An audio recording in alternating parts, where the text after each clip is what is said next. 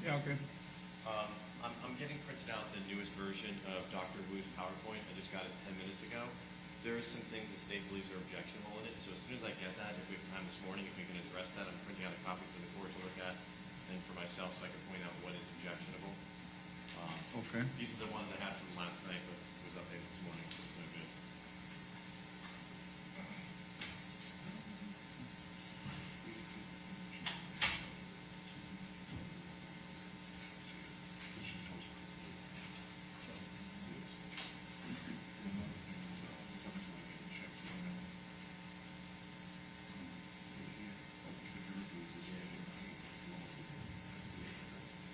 I guess, yeah. I'll figure it out.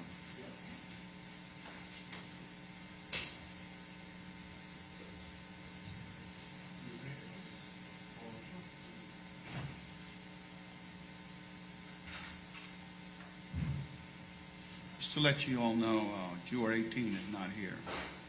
She's the one who was complaining yesterday.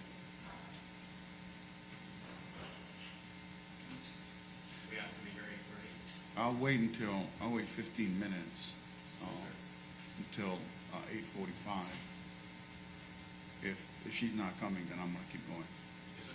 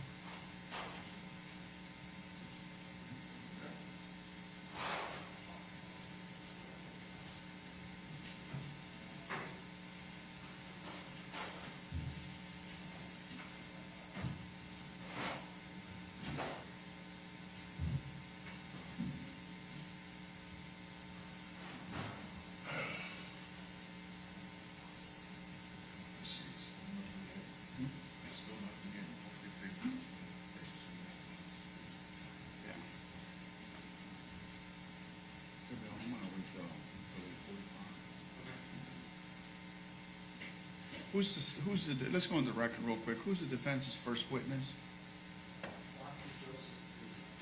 So is this the one that we're gonna deal with, the PowerPoint? Yes.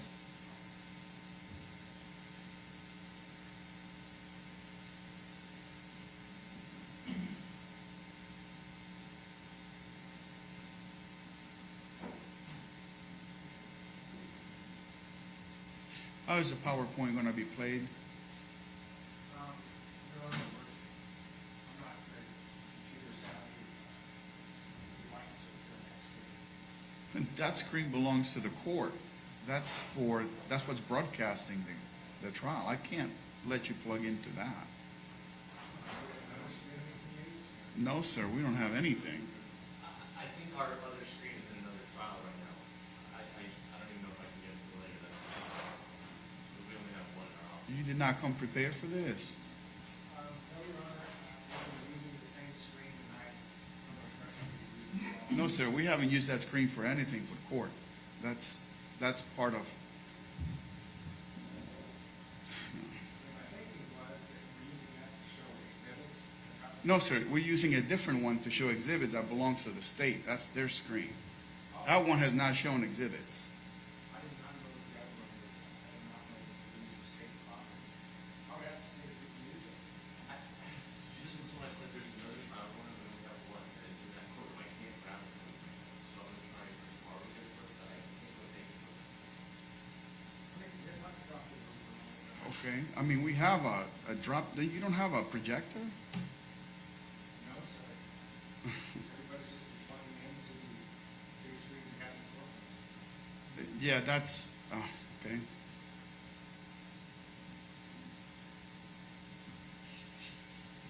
I talk to Dr. Wu for a moment, Your Honor? Yes, sir.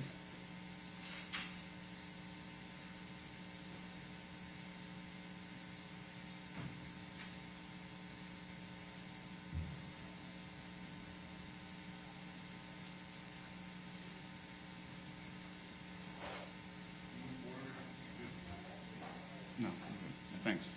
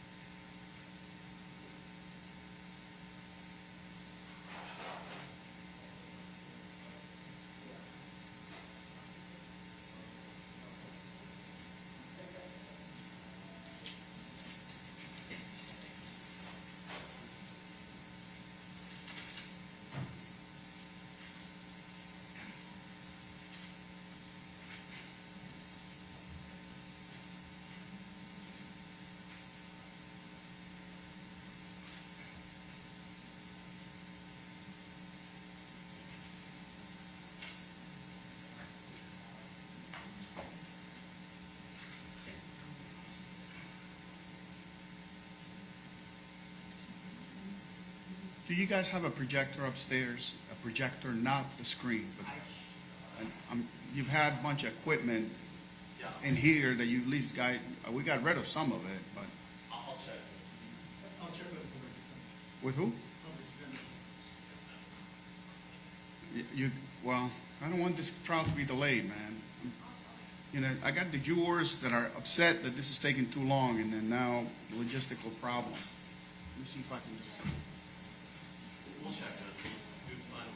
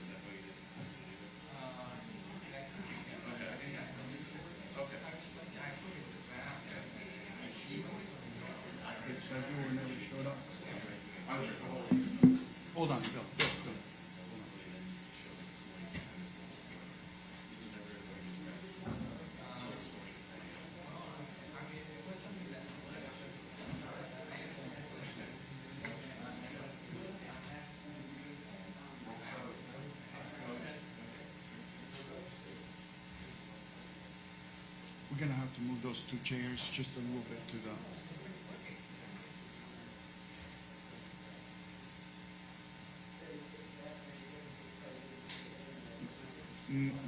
Are you gonna stand there when you testify? I can do that when I support that, or I can just say left and someone else could push the. The problem is you're gonna be standing in front of the jurors. Oh, I see. So maybe we can get him a chair and he can sit there. And the problem is you're going to be facing away from the jurors. They might not be able to hear you. Do you have a wireless mouse that we can borrow from I'm somebody? gonna see if I have a remote. A wireless mouse will work too. I just don't know if this is.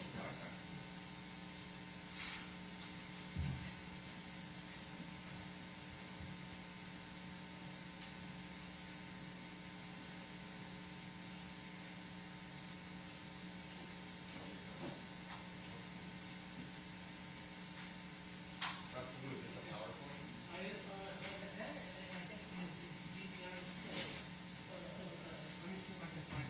But you're gonna use the PowerPoint, right? Can you try and then we'll see if this will work for you?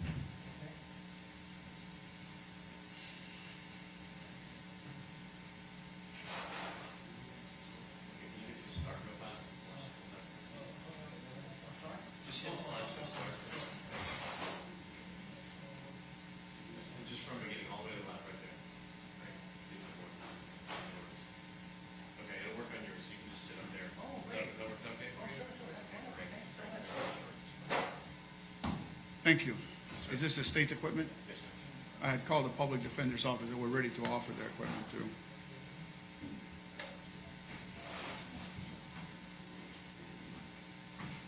Before we get started then, Judge, I do have a new copy of the PowerPoint we need for us. Okay, then, did you have objections? I do, I have multiple objections. We need to get going, okay? Yes, sir. All right, let's go on the record.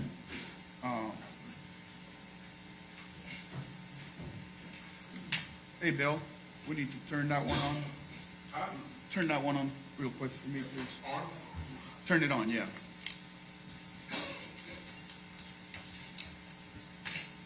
All right, tell me what the objections are. Yes, Judge. Throughout Dr. Wu's PowerPoint, he puts treatises and other things in there to bolster his testimony.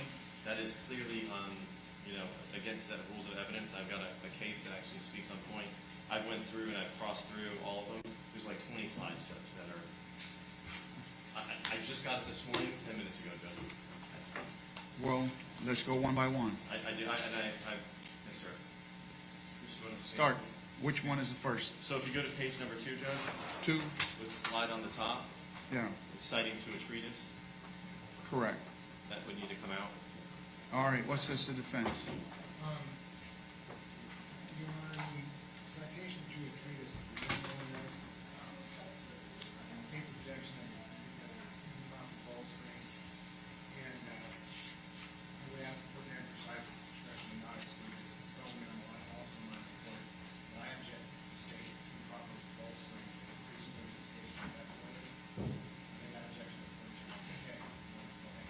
Okay, I'm going to sustain the objection. He's quoting, the treatise is printed on the PowerPoint there.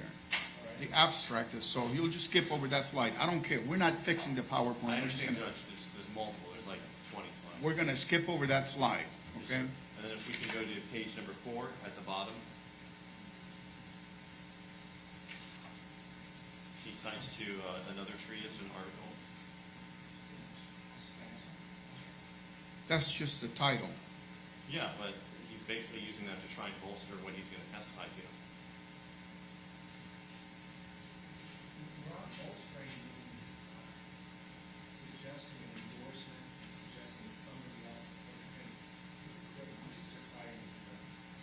But he's going to testify that this is what it is, and it's corroborated by this article, right? Or is he not going to say that? If he's not going to say any of that, then that's fine. But I anticipate he's going to say, in whatever, they. I'll skip this one. This one's just the title. The next page, it goes down and includes some of the, page 5, the top of it. It includes some of the stuff from the article before. These are studies. Yes, sir. Yeah, these things are not admissible. So, page 5, both slides will come out.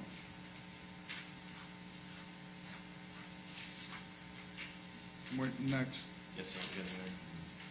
If you go to page 13, Judge, bottom slide. It is another citing to another treatise or study. Your Honor, the heading says, DTI autism spectrum disorder has been studied. It's not saying that my views are endorsed by this scholar, it's just saying it's a study.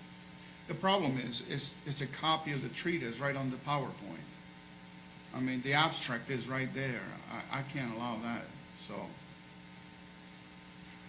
I'm gonna go ahead and strike that slide out too. We'll just skip over it, okay? Yes, sir. There's no editing at this point in time. Page 15, top of it, Judge. And I did let the defense know yesterday, so that this could have been. And then another treatise he's starting to. Yeah, that'll be stricken. If you go to page 16 at the bottom, he's citing to another treatise and actually circling it. That'll be stricken. If you go to page 17 at the top, including another treatise, Yeah, the abstracts are showing on all these things. that's the intent of it. He does that in every PowerPoint.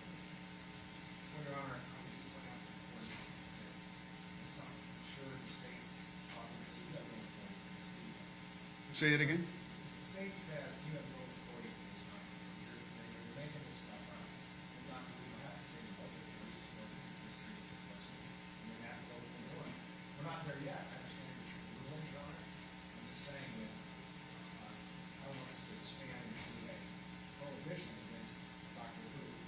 I'm not ruling on what he's going to testify. I'm ruling on a PowerPoint. So that I'm looking at an abstract from some research paper that's going to be shown to the jury, which clearly is not allowed to do. So I'm going to strike the top of page 17. And if you go to page 25, Judge, in the first slide, he cites to the article, and then he puts the article in book underneath.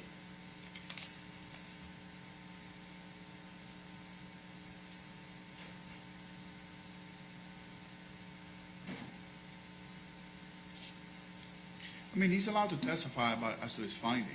He's allowed to express his opinions, but using all these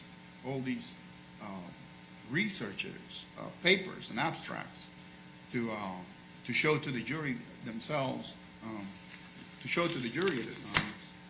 I believe I understand the ruling, of course, not allowing individuals, but Dr. Wu's free to explain that reliable authorities. I think I don't think he's allowed to cite to authorities to support his position. It's only if I cross him on it. If he, says there's been studies, that's fine. But to say Allison Johnson and whatever verified exactly what I'm doing here, that's exactly what the rules of evidence talk against, Judge. okay. Page 25, the bottom. Page 25. These are all studies. I don't know what half of it is, Judge. I got it 10 minutes ago. So, I mean, Well, we prior counterpoints, but Dr. Wu addressed file for him. But, we had a problem with that. And unfortunately, Dr. Wu's had to do some measures. I've been incredibly patient. I have bent over backwards and stepped out of my role as judge and done everything I can to help you guys out. Everything I can. I made a lot of phone calls for you guys, but at some point in time, I recognize we find ourselves in the uncomfortable position of having to make, rash decisions on a very short time frame, but I think the case law is kind of clear as far as this particular type of stuff. Unless somebody opens a door, these things do not come in. So, I understand your ruling. if we go to page 26, Judge, the top and bottom slide, he cites right from Allison Gein and cites to her study, and then he puts another study right underneath. page 26 will be stricken. If you go to page 29 at the bottom, Judge, it's another treatise, and he circles multiple things on it to, I guess, support his position. Bottom of page 29 will be out.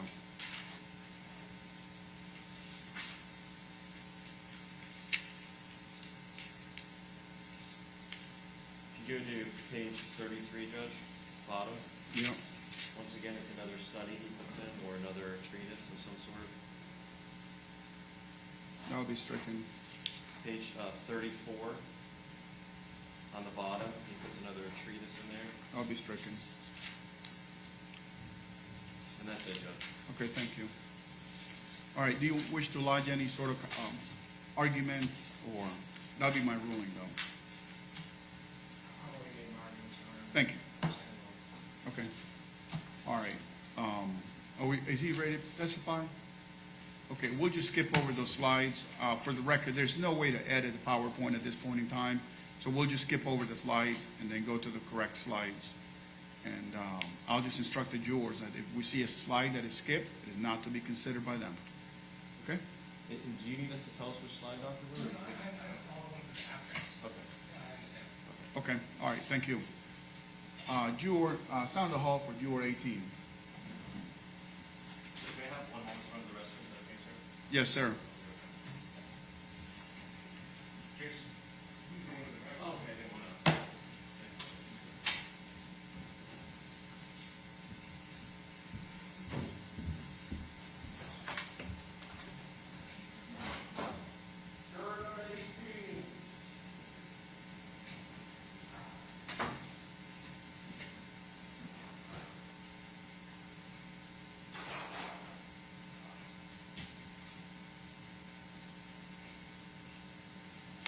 No response, Your Honor. All right, thank you. Juror number 18 has not shown up. It is now 9 o'clock. I had ordered the jurors here at 8:30 this morning. I'm not gonna wait any longer. We'll get the trial started with our juror number 18. Just so there's no confusion. According to my records, juror number 118 now becomes a juror. Do you concur?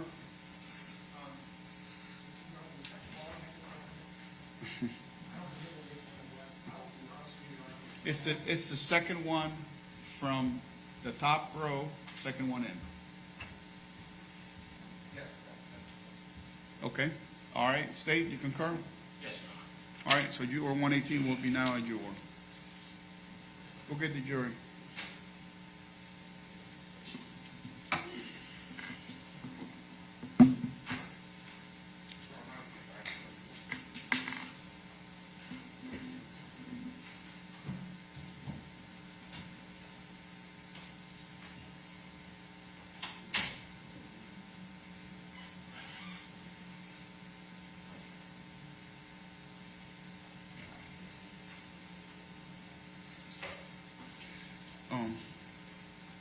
I need somebody to turn, you know how to turn the video off?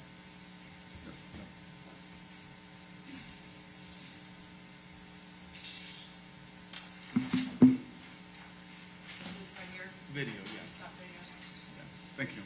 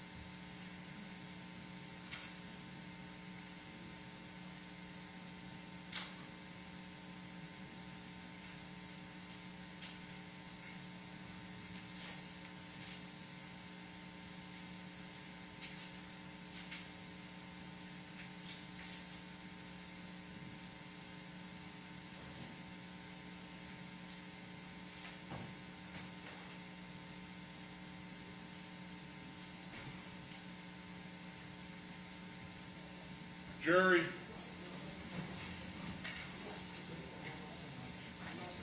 Deputy Control's off.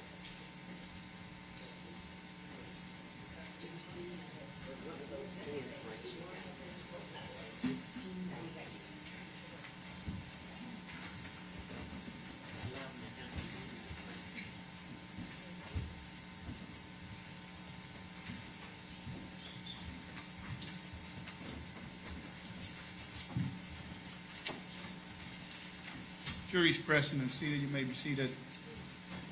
Zoom is operational.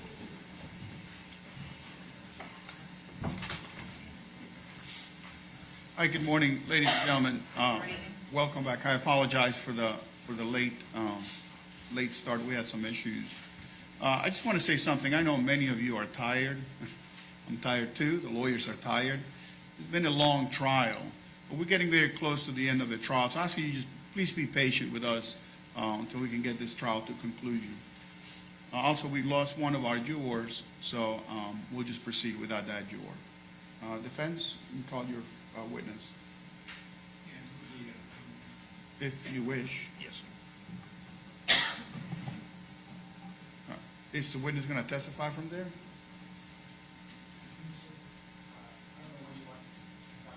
Call your witness. Defense calls Dr. Joseph Wu. Okay, all right. Sworn, please. You solemnly swear or affirm that the testimony you shall give in this trial shall be the truth, so help you nothing but the truth, so help you God? If you'll come around here, Dr. Wu. Just watch the 2 steps. Thank you, sir. I think, well, go ahead. Make sure you speak loud and clear into the microphone so they can hear what you have to say. Yes, Your Honor. All right, you may proceed. Dr. Wu, please state your name and spell it for the court reporter. My name is Joseph Chong-sang Wu, C-H-O-N-G-S-A-N-G-W-U. All right. Dr. Wu, excuse me for a moment while I reach for something.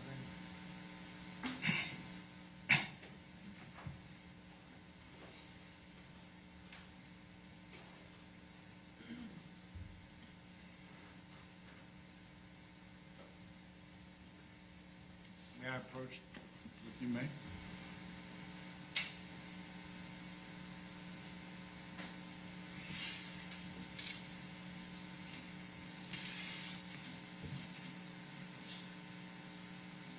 Dr. Wu, please identify what I've just handed you. You have handed me my CV. Who drafted this? I did. Does your CV fairly identify and accurately represent your professional training experience and achievements? Yes. Your Honor, I move this CV be admitted into evidence as the defendant's next in order. So to say with object, CV doesn't come in the doctor's shirt, he can express his credentials. Can I see it, please? I haven't just received it 5 seconds ago. I'm sorry? We just received it 5 seconds ago.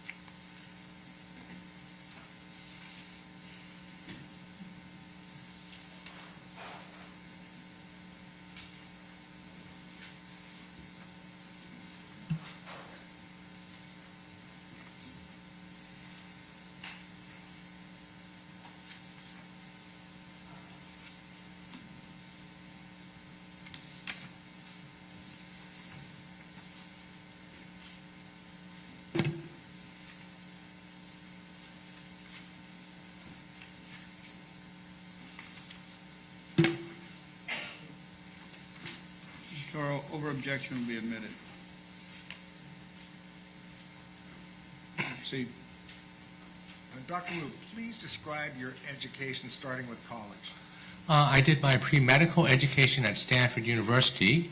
I graduated from there with honors in 1978. Then I obtained my MD from the University of California, Irvine in 1982.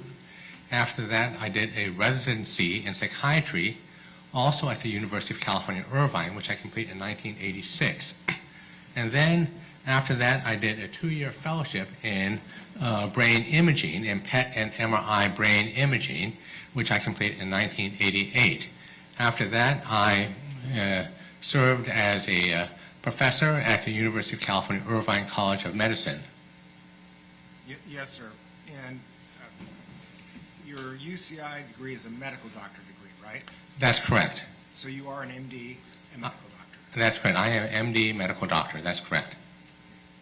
During medical school, did you focus your studies on a particular field?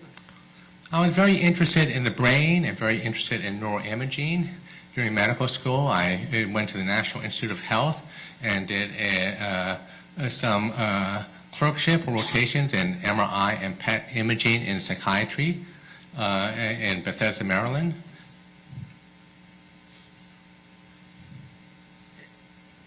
So if I understand, your focus was primarily psychiatry? Neuropsychiatry and brain imaging using PET and MRI. Please describe what neurology is. Neurology is also an overlapping field with psychiatry. Psychiatry and neurology share the same board, and there is a lot of overlap between some of the conditions that they study, such as dementia or TBI. You can have both psychiatrists and neurologists who treat patients with traumatic brain injuries or TBI or dementias. But there are some things that neurology specializes more in, like, for example, they do a lot of peripheral neuropathies, that is like problems with the nerves that might affect like carpal tunnel syndrome, or they also look at, and they tend to focus a lot more on things like strokes, whereas psychiatrists don't tend to deal as much with strokes, and psychiatrists tend to deal more with other things such as schizophrenia, depression, which neurologists also see, but not as much. So there's some overlap, but there's also some areas where they tend to focus more on specific things that the other specialty doesn't focus on. Do you have any professional licenses? Yes, I have an MD. And is that MD in a particular field, a particular state? It's in the state of California. And that's an MD in psychiatry? Oh, I have a board. I'm board certified in psychiatry, and so you have to complete a residency in psychiatry and then pass a board exam, and so I'm board certified in the field of psychiatry.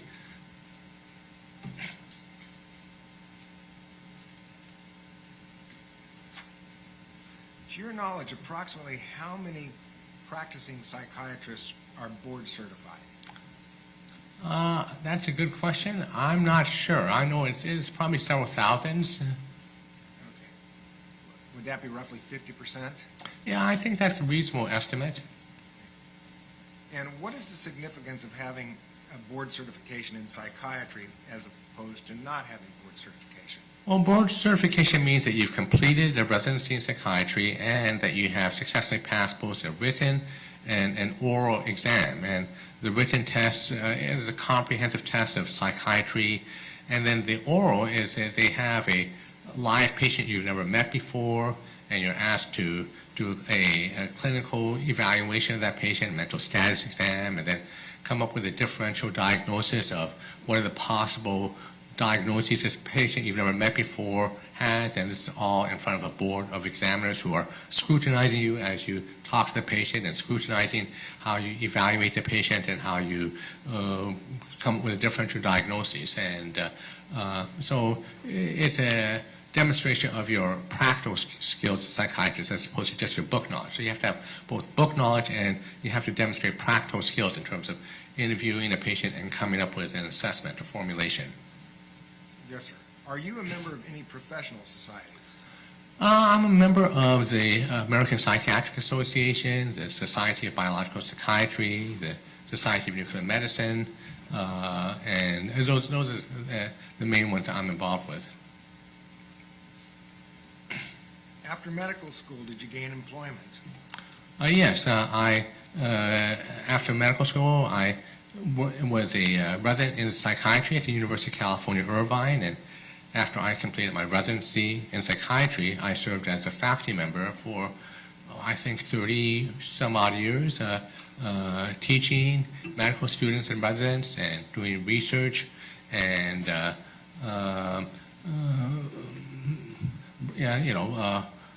writing papers. Did you focus on a particular subject area of medicine during your residency? During my residency, I was very interested in PET and MRI imaging of neuropsychiatric disorders. And so during my residency in psychiatry, in addition to the standard things that psychiatrists study, I also did PET and MRI imaging studies of psychiatric disorders such as schizophrenia and depression. And so this was an area that I've always been very interested in. Please describe the type of work you did as a resident at University of California, Irvine. Well, I would say that, in the first year, you do a lot of what we call inpatient psychiatry. So you see a lot of patients who are hospitalized, suicidal patients, actively psychotic patients who are hallucinating, child patients. And then in your later years, you tend to do a lot more outpatient work with, all kinds of psychiatric disorders, including depression, schizophrenia, bulimia, anxiety, traumatic brain injury, dementias. But then you have a year in which you focus on some area of interest, and during that year I focused on brain imaging with PET and MRI studies of psychiatric disorders, and so that's what I did during my residency. And just for clarification, you went to UC Irvine, and that is part of the same University of California university system as UCLA and UC Berkeley? That's correct. And it's one of the sister campuses of UC Berkeley, UC San Diego, UCLA. So UC Irvine is a newer campus. It's not as well known, but it's certainly, risen in academic stature over the last few years. And UC Irvine has a special focus on neuroscience in general. The whole campus has a very strong neuroscience focus. Dr. Wu, after your residency, what did you do? After my residency, I did a 2-year fellowship in PET and brain imaging, also at the University of California, Irvine, where I worked full-time learning PET and MRI statistical image analysis techniques, and then writing papers, working on grants. Does the state object to the doctor's qualifications? I don't object to his qualifications as a doctor. Whether or not he's qualified to read exams, that's up to the jury to determine. So are you tendering him to express an opinion? Yes, I am, Your Honor. Okay, then the doctor will be allowed to express an opinion. I just don't want him to read his 40-page CV this morning. Okay? I've already admitted it as evidence, so the jurors will have the CV. Thank you. Yes, sir. If I just might point out that I anticipate challenges to his neuroimaging testimony, and so I wanted to clearly establish his qualified. Go ahead. And were you also an associate in residence professor? Yes, that's correct. And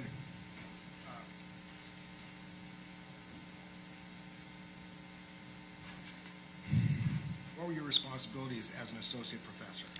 Well, mainly patient care, teaching, and research. That's what we call a triple threat. Most academic professors do all 3 duties. So I took care of patients. I saw outpatients. I sometimes did inpatient coverage as a ward attending. As a ward attending, you supervise residents and who are treating inpatients. And then I also did, so I actually took care of patients. I actually helped teach residents and medical students about neuroimaging, about psychiatry, and I also did a lot of research. Yes, sir. And I'm going to skip a lot of the questions I haven't kind of shortened it up. I'm going to have you ask questions that focus on neuroimaging, okay? So, you You said you were clinical director of the UCI Brain Imaging Center, if I understand correctly. That's correct. I was a clinical director of the UCI Brain Imaging Center, which was a PET scanning center for many years before I retired. And I think you just answered my next question, which is what is the Brain Imaging Center? The Brain Imaging Center was it is still operational. It's a PET scanning brain center, and so we have one of the highest resolution PET scanners in the world, and so we were doing a lot of neuropsychiatric research with PET imaging in a variety of different conditions. And we had a lot of grants, and we wrote a lot of papers about PET imaging. We also did a lot of MRI studies. And as clinical director, did you administer and interpret PET scans? Yes, I administered and interpreted PET scans as part of that. So besides research studies, we also had clinical and forensic studies, which I interpreted as a clinical director of the UC Irvine Brain Imaging Center. Yes, sir, Doctor. We'll get into a little more detail on this, but please tell the court and the jury what a PET scan is. Yes, a PET scan is short for positron emission tomography. And basically, it's a way of what we call functional brain imaging. Most imaging techniques of the brain are what we call structural imaging. They show the shape of different structures in the brain. PET is different in that it actually shows the functioning of the brain. And the way it does this is by looking at the metabolism of sugar. Sugar is a main fuel for the neurons firing. It's like the gasoline for a car engine. And when the neurons are firing a lot, and then there's more sugar that's consumed in that area. Just like a car that is revving its engine and goes fast is burning up more gasoline. And so what PET scan does is that it takes a radioactive sugar molecule, and we're able to trace the concentration of radioactive sugar molecule in the brain. So areas of the brain that have a lot of neurons firing and thinking very hard are going to have higher concentrations of radiation in that part of the brain. And so we have a special machine, looks like a giant donut. You stick the patient's head inside the giant donut, and this special machine can measure the concentration of radioactivity that's associated with the sugar molecule in different parts of the brain. And parts of the brain that have more radioactivity, more of the sugar molecule, are color-coded hot colors, or, like if it's a grayscale, it will go from black to white, it will be more white. If it's a color scale, it will be, we typically use a rainbow scale, which goes from red, yellow, green, violet, blue. So red would be areas that would be typically hot, and blue would be areas that would be typically cold. So, and so this is a much more sensitive technique than structural imaging. So for example, you can actually take someone who's dead and get a normal MRI of their brain, because the structure of their MRI, it may be perfectly normal even though they're dead. But if you were to put someone who's dead inside a PET scanner, you would get a blank screen because there's no sugar being consumed. And so this is one example of how functional imaging provides more sensitive information than structural imaging, because it can tell you if a person's brain is burning sugar or not just the shape of the brain. And a metaphor that I like to use is, if you have like a television stand and you have a TV, like a high definition TV on its stand, and then, something happens and it falls off the stand, and you pick it up, you put it back on the stand, and you can say, well, is the screen cracked? Is the display dented? That would be an example of structural imaging. But, the screen may not be cracked, it may not be dented. You turn it on and there's no picture, it's just snow. Well, that would be an example of functional imaging. So you're looking at going beyond just the structure and shape of the brain to see whether it's actually working or not. And so that's why PET imaging in some ways is more sensitive than conventional structural imaging. And this has been especially helpful in the area of neuropsychiatry, because there are many disorders in neuropsychiatry where there are marked differences in the function of the brain, even though the actual shape of the brain may not look that different from a normal control. Yes, sir. And Do you have any special training regarding administering and interpreting PET scans? I've been doing this for over 30 years. I have dozens of articles published on all kinds of PET scan studies in the area of depression, schizophrenia, traumatic brain injury, dementia, bulimia, cocaine addiction, stuttering, and so I have extensive experience with PET imaging and its applications in various neuropsychiatric disorders. All right, Dr. Wu, I'm not going to go over a lot of things that are already in your CV that's been into evidence, but again, I'm going to skip over and talk about neuroimaging. How about peer review? Have you done anything? Yes, I have been invited to be what we call a peer reviewer. A peer reviewer is where you're tapped by an editor of a journal to review articles generally as an anonymous reviewer who's an expert in the field to see if the methodology and science is valid and correct. So I've been tapped to be a reviewer on brain imaging by some of the leading journals in the field. And then I've also been a peer reviewer for various granting agencies, for both the National Institute of Health, which is the premier agency for research in our country, and also by the Department of Defense. The Department of Defense has a special program to improve the quality of diagnostic imaging for traumatic brain injury in returning veterans from Iraq and Afghanistan. Improvised explosive devices cause significant number of traumatic brain injuries in vets, and conventional MRI imaging has not been that sensitive at detecting significant damage from traumatic brain imaging, whereas PET imaging is much more sensitive and accurate at detecting these things. So I've served as a peer reviewer on different panels for the Department of Defense, reviewing contracts and grants for PET imaging for the assessment of traumatic brain injury.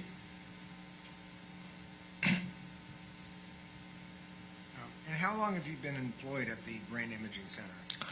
Well, I was employed for over 30, I would say 30 years, and then I retired, but a few years ago. But I'm still doing research, teaching, and patient care. And so instead of getting a salary from the university, I'm getting a pension. But yeah. Yes, sir. And generally, what does the administration of a PET scan entail? Well, the administration of a PET scan requires the administration of what we call a radioactive sugar molecule, what we call a radio tracer. And the sugar molecule that we use is called fluorodeoxyglucose. The fluorine 18 is a radioactive tag, which is attached to sugar molecule. And so we have patients, you have different conditions under which the radioactive sugar can be studied.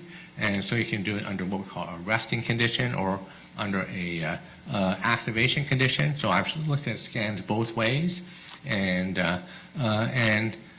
you administer the radioactive sugar, and then you have the patient's head go inside the scanner, and then you get the imaging data, and then I analyze the imaging both visually, which is the way most radiologists or nuclear medicine physicians eyeball a scan. They look at it, visually. But I also do what we call a quantitative and statistical analysis, which is an option that can be performed and is actually part of guidelines for assessment as an optional addendum. And I always use this optional addendum where I analyze the images statistically. And the statistical analysis of brain imaging is more sensitive and accurate than just eyeballing an image. And that's something that is acknowledged in the field, but a lot of physicians don't bother doing that because they feel like, it takes time. It's not something that you absolutely have to do.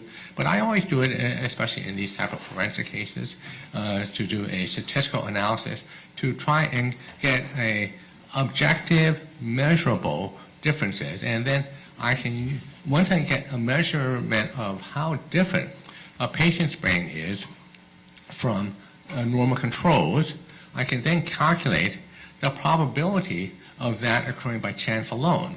And that can be very helpful because there are, is it something that Generally, we have a threshold of 5%. As a minimum, you have to have a finding that occurs in fewer than 5% of the normal population. But in some of these cases, the findings are much, much more significant. Something that you might see in 1 in 10,000. And so I'm able to quantify how probable the finding is when I do a statistical analysis, which is something that the average physician can do but doesn't do. Yes, sir. And roughly how many PET scans have you administered and been involved in the interpretation of over the years? I would say thousands. And as clinical director of the Brain Imaging Center, why do you administer PET scans? Well, we do PET scans mainly for brain injury. That was the most common clinical indication, or dementia. That was the second most common indication. There was dementia. Again, with MRI imaging, a lot of times you might have someone who's starting to have significant memory problems, and MRI imaging oftentimes doesn't detect a structural difference, but there's a particular pattern of abnormality metabolically that people with Alzheimer's disease, early Alzheimer's disease, start to show a decrease in the functioning, decrease in sugar being consumed in the bilateral parietal area back here in posterior cingulate. And so this is something that is very sensitive and can help because there are different treatments now that are available for, the FDA approved kind of a controversial new antibody that could potentially treat some of the main pathology for Alzheimer's dementia. So early diagnosis can be potentially very helpful in terms of deciding whether or not you want to participate in some kind of treatment or not. Yes, sir. And is some of your administration and interpretation of PET scans for forensic purposes? That's correct. And what percentage of your PET scan work is devoted to clinical, research, and forensic? Well, currently, I would say that since I've retired from the university, I would say almost all of my time was brain imaging is forensic. So I retired from the university a few years ago, and basically I have I'm almost doing forensics. I would say almost 90% of the time, and so it's become almost full-time since I've retired. But prior to that, it was maybe 10% of my time. And in connection with your PET scan work, have you received research awards and grants? Yes, I've received a National Institute of Health funding. That's very competitive. It's very difficult to get it. You only get funding if other scientists and physicians review your controls, your methodology, and feel that you have something, you know how to do analysis correctly. I've also received funding from other funding agencies like the National Association for Research in Schizophrenia and Depression, and I've also been a co-investigator on a number of other grants from the National Institute of Health or from various pharmaceutical firms where firms are interested in testing could a potential treatment for Alzheimer's or depression or schizophrenia affect the brain in a beneficial way. And brain imaging is used to try and assess whether or not these new treatments could be potentially beneficial. Dr. Wu, I'm going to skip these pages in which you describe all your grants and awards, and skip down to this next part. What do you do as a peer review with respect to determining whether a specific PET facility should receive funding?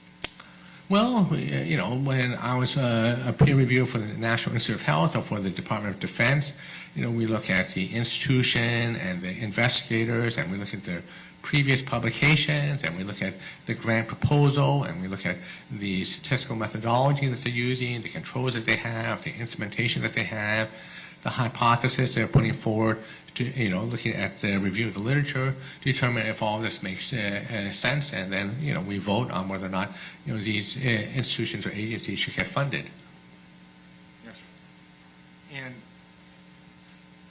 switching to your clinical work, first of all, tell the jury what clinical work is as opposed to the other types of work? Well, clinical work is work that is not for research. It's for trying to understand a particular patient, and so as opposed to looking at generalized knowledge from a group of patients.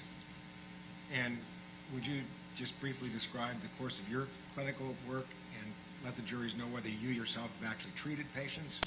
Well, I have treated patients both as a psychiatrist, so I've seen a variety of different disorders: depression, ADD,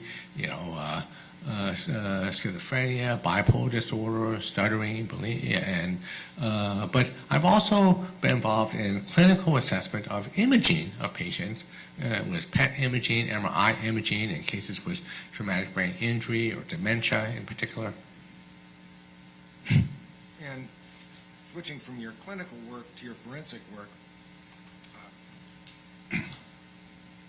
what sort of forensic work do you do with regards to PET scans? Well, I would say that my forensic work with regards to PET scan involves predominantly assessment of either civil plaintiffs, people who are been injured in some way, so, for example, I've seen patients who've been in motor vehicle accidents who sustained traumatic brain injuries. I've seen patients who've been in hotels where there was a failure of the heating unit and they had carbon monoxide poisoning and had significant brain damage. I've seen patients who worked for railroads which eventually became Environmental Protection Agency Superfund sites because industrial hygiene was horrible and they were using all kinds of organic solvents like trichloroethylene and other things without proper industrial hygiene, and they sustained brain damage. I've seen stewardesses and who sustained brain damage from faulty air units in airplanes. I've seen people who've had electrical injuries. So I saw a patient who was walking his dog in Central Park, and all of a sudden his dog started having seizures, and he reached down and grabbed the dog, and he froze, and it turned out that Consolidated Edison had some kind of failure of the installation of the ground conduit, and there was a leakage of electrical current in the ground, and he sustained significant brain injury from electrical current running up his arm, which we were able to demonstrate with MRI imaging forensically. I've seen cases of a little kid who was in a daycare, and the daycare didn't apply proper supervision, and he wandered out of the daycare, and there was a car with the window that was open, and there was a stuffed toy inside the car, and the kid tried to reach inside the car by climbing into the window, and he didn't quite make it, and then he got stuck. His head, he was dangling with his carotid artery being occluded by the glass, and he was dangling there for several minutes before someone found him, and he has sustained anoxic damage to part of his brain. And we were able to demonstrate that with a PET scan and MRI imaging. So I've seen all kinds of forensic cases, electrical injuries, anoxic damage from dangling from car window, carbon monoxide failure, Superfund sites. You speak awfully fast, I'm sorry, Your Honor. and the court reporter is trying to keep up. I know. So I apologize. the answer has become narrative, okay? So Okay. All right, Dr. Wu,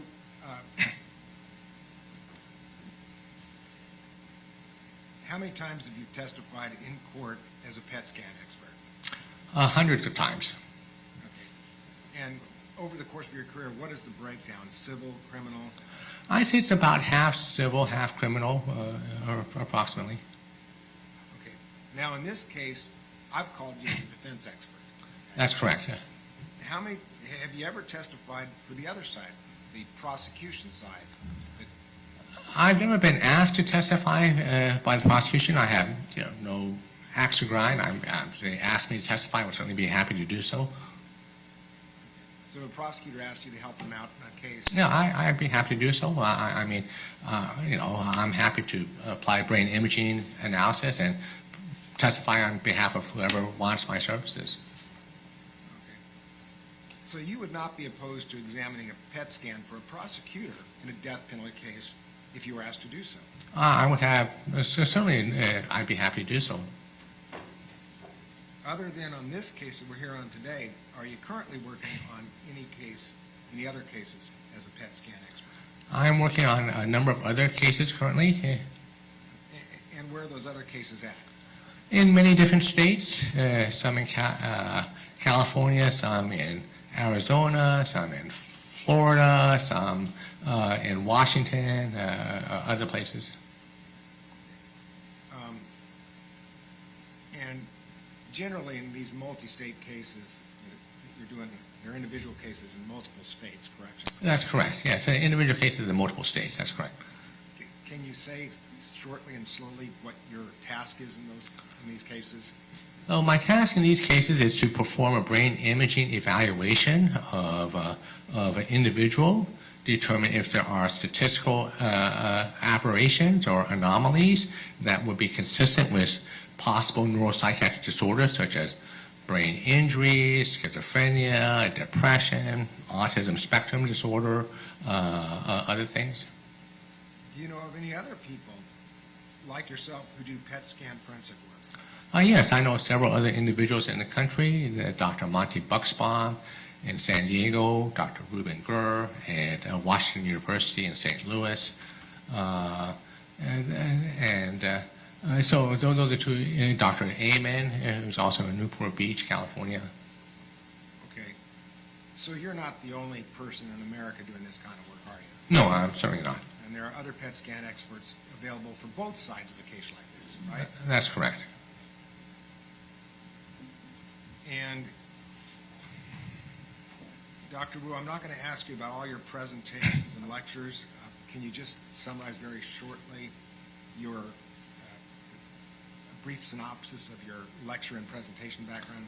Well, I've been asked to lecture about brain imaging on a wide variety of topics all over the world, in Asia, Japan, and China, and Europe, and all over America. And have you received any professional awards for your PET scan work? Yes, I've received various awards for the work I've done in PET scan, and I've also received a distinguished fellowship from the American Psychiatric Association for my work on neuroimaging and psychiatry. All right, and those are on your CV that we've had admitted in evidence, right? And that's correct. Okay, we won't go over them individually. Since it's already been established you're qualified as an expert, let's switch to this case, this particular individual case. Dr. Wu, what was your assignment in this case? My assignment in this case was to analyze the brain PET scan and the MRI diffusion tensor imaging and MRI quantitative volumetrics of Mr. Robert Hayes and determine if there were any statistical or other abnormalities, and then to correlate them with his neuropsychological and other records.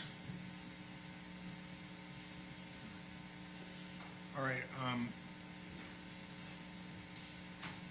and have you prepared a PowerPoint presentation to help illustrate your testimony today? I have. And we will be using that at some point in your testimony today, so we'll get to that, okay? Dr. Wu, for how long has the PET scan been used? PET scans have been used for, I would say, 40 years, 35, 40 years now. I mean, I was using them as a medical student and back in the 70s, so they've been around for decades now.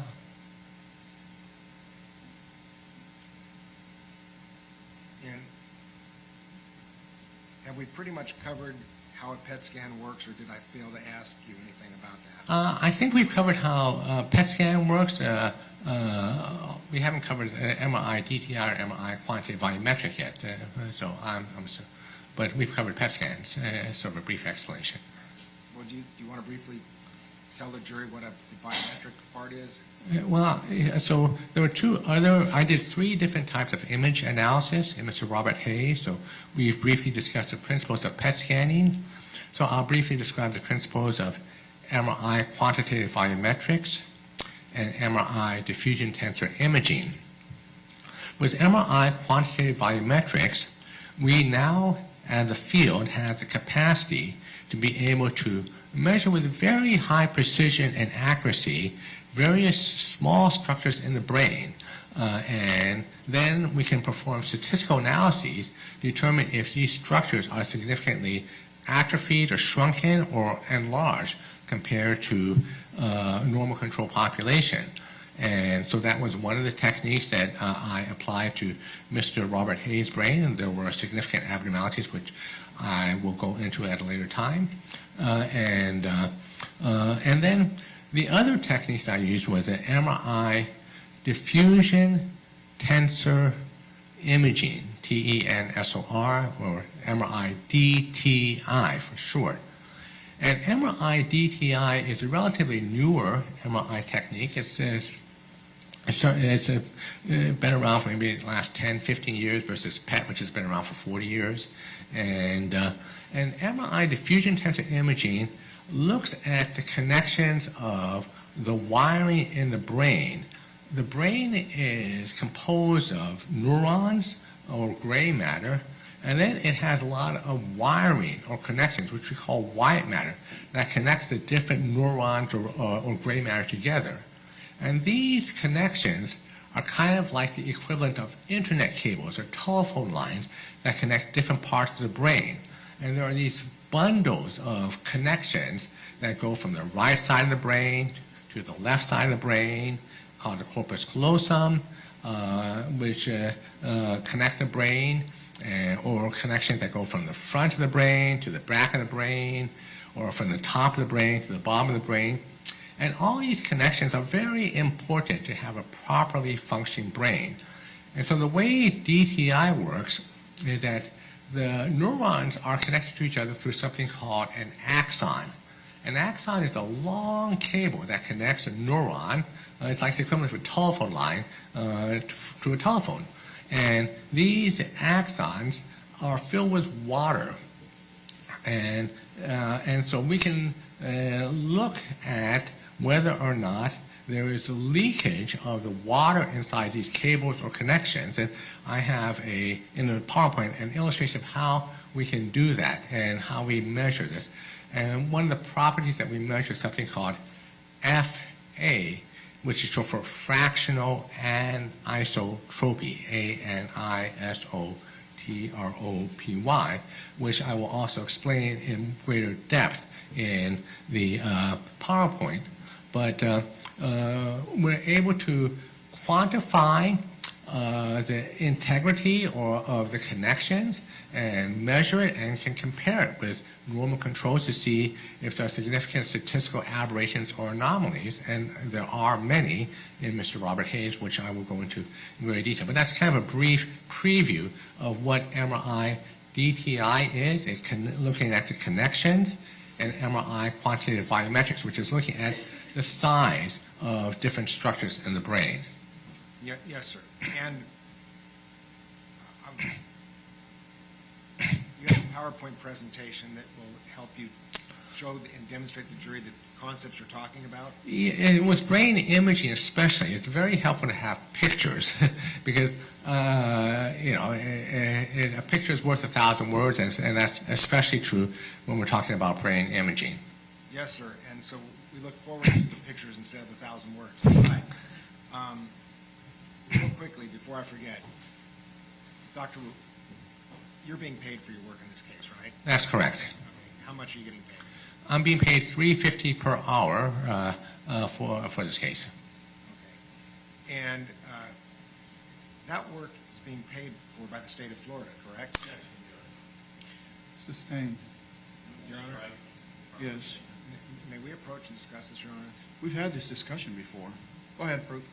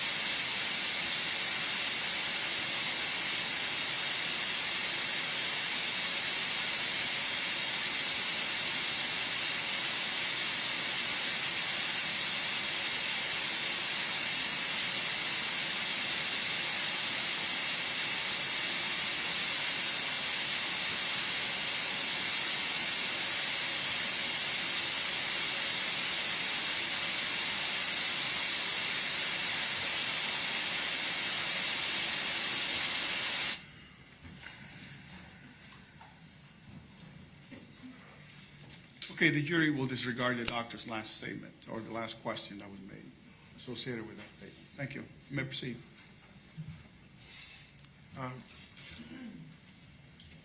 Doctor Wu, I'm going to ask you next, what a positron is.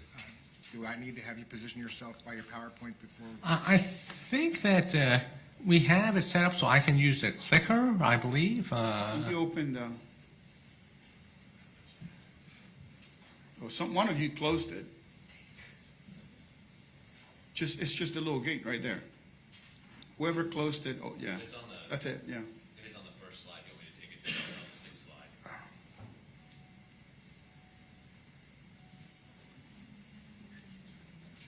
Machine go on standby, is that what happened? I think so. Just we're trying to figure out.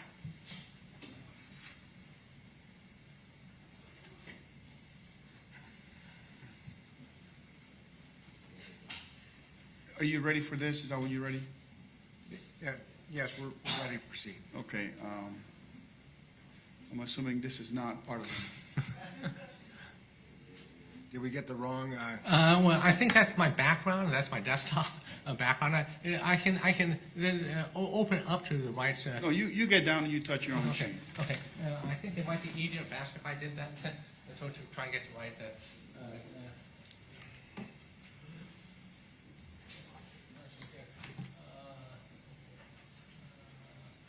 Just duplicate your slide. Oh yeah. There you go.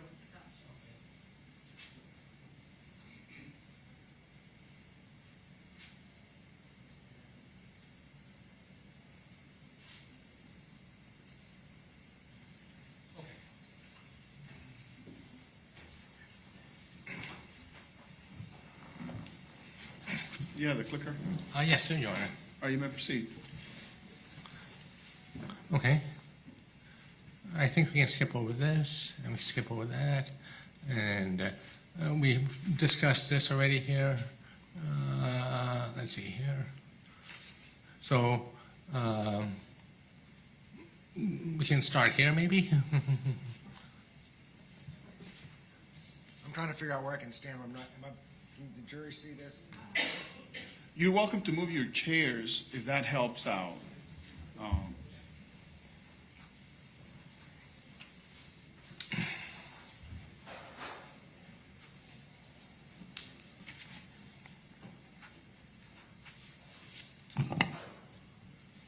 Can everybody see the screen? All right. Okay, so this is the first segment I'm going to be talking about is MRI quantitative volumetrics. And the way MRI quantitative volumetrics works is that it goes through a process called segmentation, where we go through the entire brain with various algorithms, and we're able to determine like what is a particular structure, like called the amygdala, which is a fear and aggression structure, or the hippocampus, which is a learning and memory structure, or the cerebellum. And then we measure with very high precision using computers. And I'll skip past these here. And this is FDA approved for measurement of brain volumetrics. And these are the results that we see here. And so the quantitative volumetric analysis shows, that Mr. Hayes has a significant atrophy of the left forebrain parenchyma compared to his right side. And so there is what we call a asymmetry. The brain is generally roughly symmetrical, like a human face. It's not perfectly symmetrical, but it's more or less symmetrical. When you have a significant difference between one side of the brain versus the other, at a certain point it becomes clinically notable. And so he has a clinically notable decrease in left forebrain parenchyma. And so, let's see, there's no, I guess, a pointer on this, is there? Is there a pointer on this? It's not a fancy one from California. Oh, any pointer? Let's see here. Let's see. Let's see. Okay. Well, anyway, if you look at the third row, it says left minus right forebrain parenchyma, and the pink highlight area indicates that is a statistically significant difference with the left side, and this generally occurs when an individual has sustained some kind of traumatic brain injury, which results in an abnormal shrinkage of that part of the brain. Now, the other thing that you'll note is that if you go down 3 more rows, you'll see kind of an orangish area there, and this is saying that what we call the left ventricle, which is a fluid-filled cavity inside the middle of the brain, is larger than normal. The reason why the fluid-filled cavity inside the brain is larger than normal in Mr. Hayes is because there is shrinkage of brain tissue. And so if the tissue shrinks, what happens is that you have more fluid inside the cavity spaces. And so again, this is also further evidence that there is some kind of left-sided shrinkage of brain tissue resulting in a larger ventricle.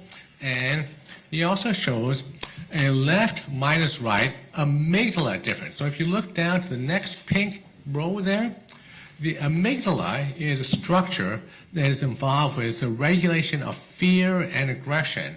And so he shows a significant asymmetry. If you look at the figure, his value for the left amygdala is 2.27 cubic centimeters. If you look at the row that says left amygdala, compared to normals, we have a value of 1.91 cubic centimeters. And so his left amygdala is actually larger than normal. And then the right amygdala is 9. I can't read the screen very well from here, but it's much smaller than the 2.27. And if you look at the normals, the left and right amygdala has almost the exact same measurement. And so this is, again, highly aberrant. Amygdalas generally have very similar size. And so this is showing that there is a significant asymmetry, but in this case, we're seeing shrinkage is more on the right side of the brain, not the left side of the brain. And so we're seeing evidence of, it looks like 2 different brain injuries, one which caused the left side of the forebrain to shrink, and one which caused the right side of the amygdala to shrink. And then we're also seeing that the right putamen is, let's see here, his value is, let's see, I'm sorry, I'm having trouble seeing this, the numbers from here. But the right putamen is, let's see, can I get closer to the screen, honest, so I can see the numbers? Yes, sir, but you're going to have to speak up so Okay. everyone can hear. Sure. You don't have a copy of your PowerPoint? You know, I have my laptop that we're using to display. Oh, okay. You might be able to use this one. I have Sure, that would be helpful. this is better for you. Will that help? Yes, thank you very much. Okay.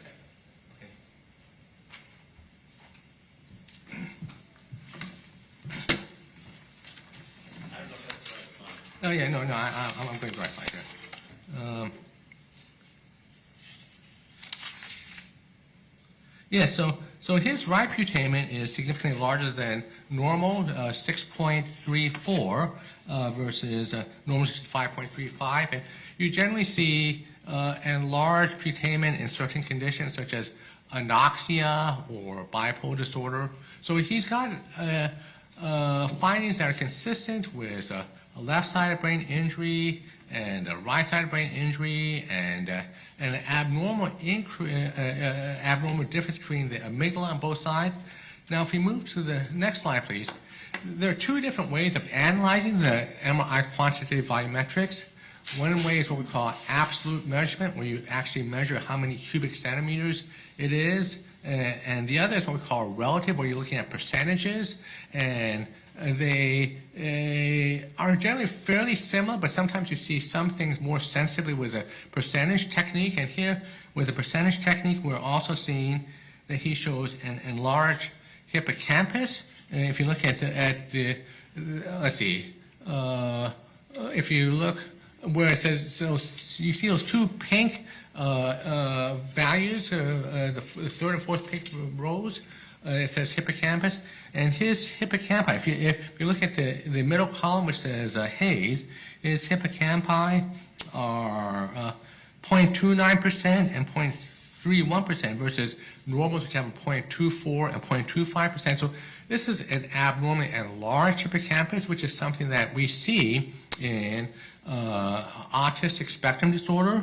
And you'll see that the left amygdala also shows a significant enlargement. It's 0.14%. So that's underneath the two pink ones are right next to each other. You'll see that the next pink one is left amygdala.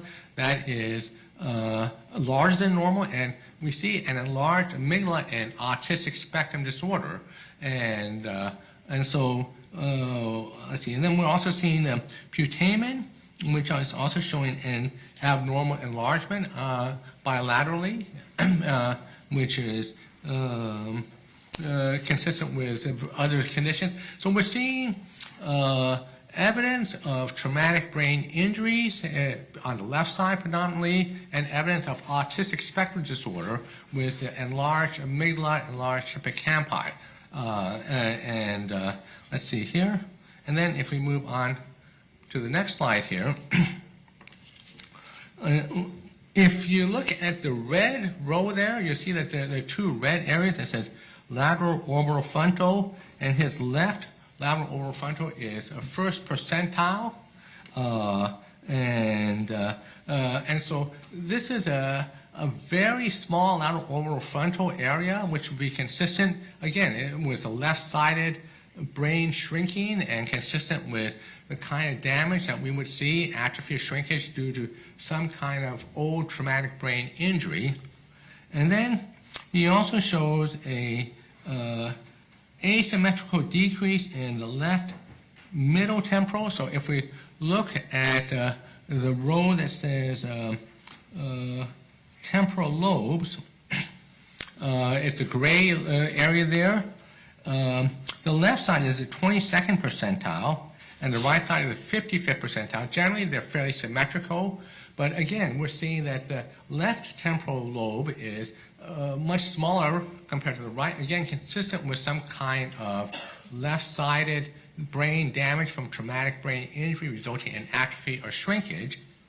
And if we look at his amygdala and hippocampus, the blue at the bottom there, you'll see that he's in the 99th percentile on the left side, 96th percentile on the right side for the amygdala, and so which is consistent with what we saw. And so again, you see these kind of 99th percentile values in patients with autistic spectrum disorder, and the same with the hippocampus, 99th percentile in both areas. Now you'll note that the right amygdala is 96th percentile, not 99th percentile. Generally, they're fairly symmetrical, but that's due to some type of, I believe, right-sided damage to the amygdala, causing it to shrink some. And then, if you look at the cerebellar, let's see, yeah, so if you look at the cerebellar white matter, if you go under subcortical structure in the first column there, and then you look at the fourth row in the left column underneath where it says subcortical structure cerebellar white matter, his white matter is in the 95th to 96th percentile. And so autistic spectrum disorders have a unusually large number of cerebellar white matter. And so he has multiple signatures that have been reported in different studies that are consistent with autistic spectrum disorder. Now, autistic spectrum disorder has a hereditary and genetic component. It's highly heritable, and they have some trouble with social interactions, and they have on the other hand, they have a great ability to compartmentalize and to some things. And they can engage in repetitive behaviors, and it occurs in approximately 1 to 2% of the population. And the severity of this disorder can vary from very obvious to subtle. And there are some very famous Asperger's. Daryl Hannah, for example, from Splash, has Asperger's, and she eventually got out of the movie industry because she couldn't handle all the stimuli, and Dan Aykroyd has talked about his Asperger's, and he said that he had a kind of an obsession or preoccupation with ghosts and other things. That actually, he said that helped him when making the movie Ghostbusters. And Jerry Seinfeld, a famous comedian, has acknowledged having Asperger's. As Stanley Kubrick, famous film director, made 2001: A Space Odyssey, has Asperger's. Bobby Fischer, chess master. Bill Gates, Alfred Kinsey, who did the Sex Report. And the thing is that this is oftentimes you have people who are high functioning autistics who are often not diagnosed until late in life, and the diagnosis is often missed.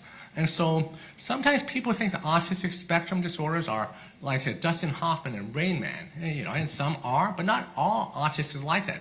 Some are very high functioning, but they have certain neurological deficits which we see on imaging, like enlarged amygdala, too much cerebellar white matter, enlarged hippocampi, which he has. And so let me skip past this here. Okay, so I've talked about MRI quantitative volumetric and the fact that there are two major findings in there consistent with traumatic brain injury with the abnormal decrease in left forebrain parenchyma, the abnormal enlargement of left lateral ventricle, as well as maybe some right side damage with the abnormal decrease in the amygdala volume on the right side compared to the left, as well as evidence of autistic spectrum disorder from the abnormally enlarged amygdala and abnormally enlarged hippocampi and too much cerebellar white matter. Judge, I'm going to object this narrative. I don't think we've got a question in 10 minutes. Yes, the testimony has become very narrative. You need to guide them, okay? All right. Sustain. Dr. Wu, you're talking about autistic spectrum disorder. Yes. And why are you even bringing this up in this case? I'm bringing this up because the imaging signature is highly characteristic of autistic spectrum disorder. And I know that may not be obvious when one looks at Mr. Hayes' life, but there are certain characteristics on imaging which led me to note that, wow, he's got, you don't see enlarged amygdala very often, and you don't see enlarged hippocampi very often. Generally with brain injuries, you tend to see shrinkages. And so cases where you have enlargements are relatively you're seen in conditions. I mean, the other thing that can cause enlarged amygdala besides autism is childhood adversity or neglect. Which Mr. Hayes has, but in his life as well. But he's got certain other characteristics on other imaging findings which you are specific, in my opinion, to autistic spectrum and not associated with childhood adversity. So the enlarged amygdala, if I just looked at that alone, that could be another cause for, like Romanian orphans who were never cared for, they had enlarged amygdala. All right, so let me make sure I understand you. So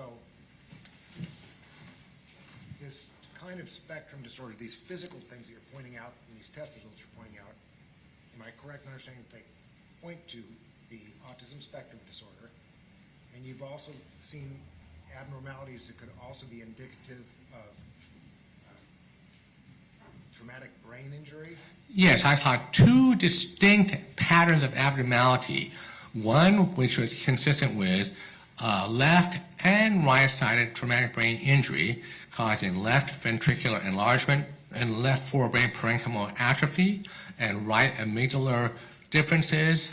And then I also saw a second signature, which is the abnormal increase in amygdala and hippocampi and cerebellar white matter, which is consistent with autistic spectrum disorder. And you also mentioned childhood traumatic. Yes, childhood adversity. It can also cause enlarged amygdala as well. And just for clarification, can that childhood adversity include being molested by a family member? Oh, certainly. Certainly. And could that also include excessive physical discipline, beatings, whoopings? Yes, all those things would be consistent with early childhood adversity. Okay, and do you have some slides that can illustrate that? I'll talk about that later on in the PowerPoint after the MRI, DTI, and PET section. I'm going to go ahead and take a break at this time. We're going to take a 15-minute break, okay? 15-minute break.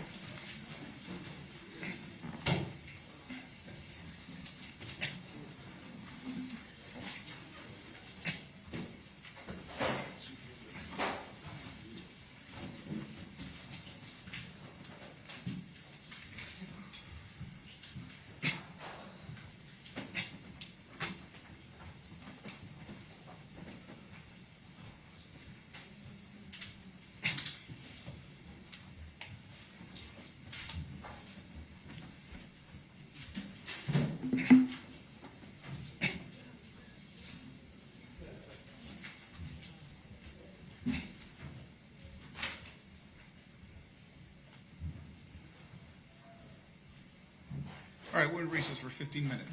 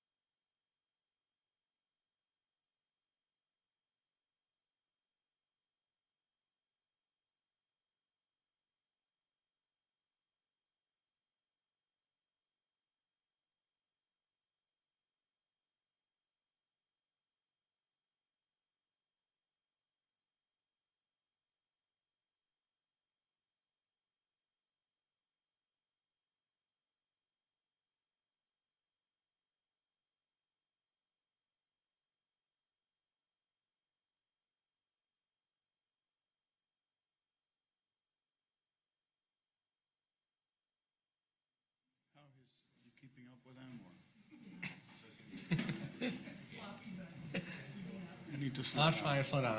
I know. I'm going to try harder, Your Honor. Okay.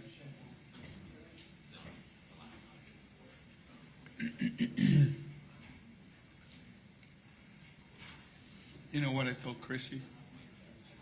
She got lucky every single time she came. You drew the short straw every single time. I told her that yesterday. I said, how is it that you duck all the tough days? Your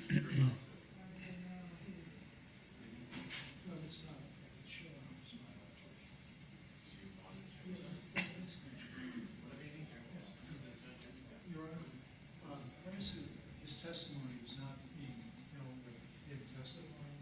You could just see a little bit at the back of his head.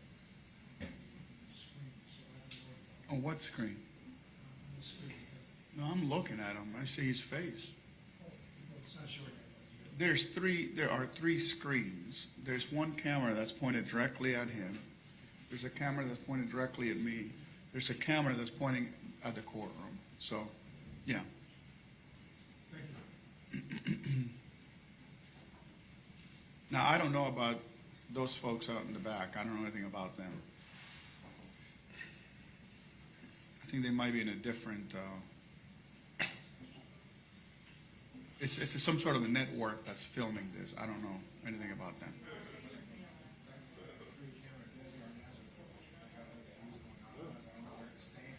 Jury?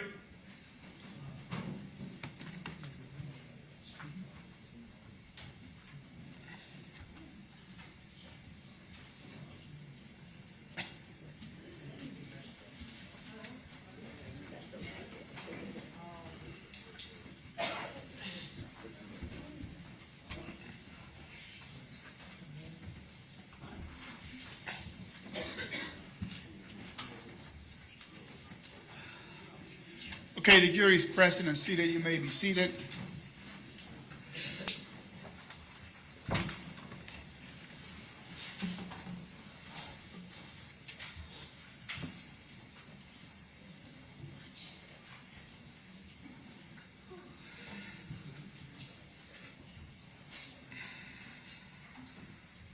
Okay, you may proceed. Yes, sir.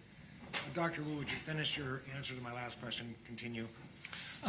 Well, so the next topic I'm going to be switching gears on is talking about the MRI diffusion tensor imaging. If we can move on to the next slide.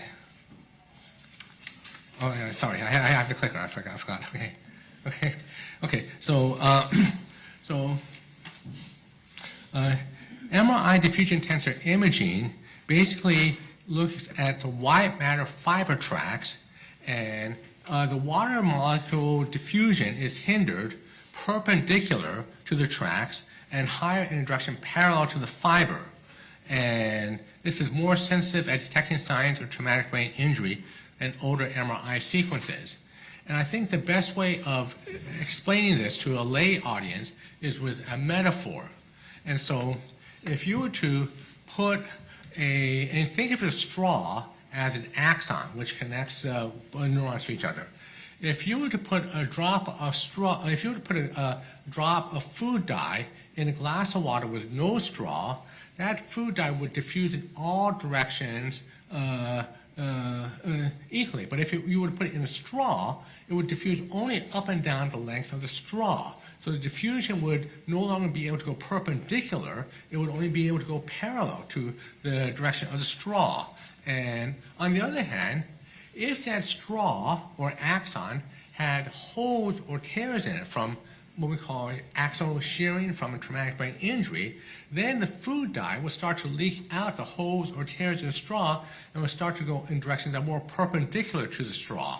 So that's what we're doing here.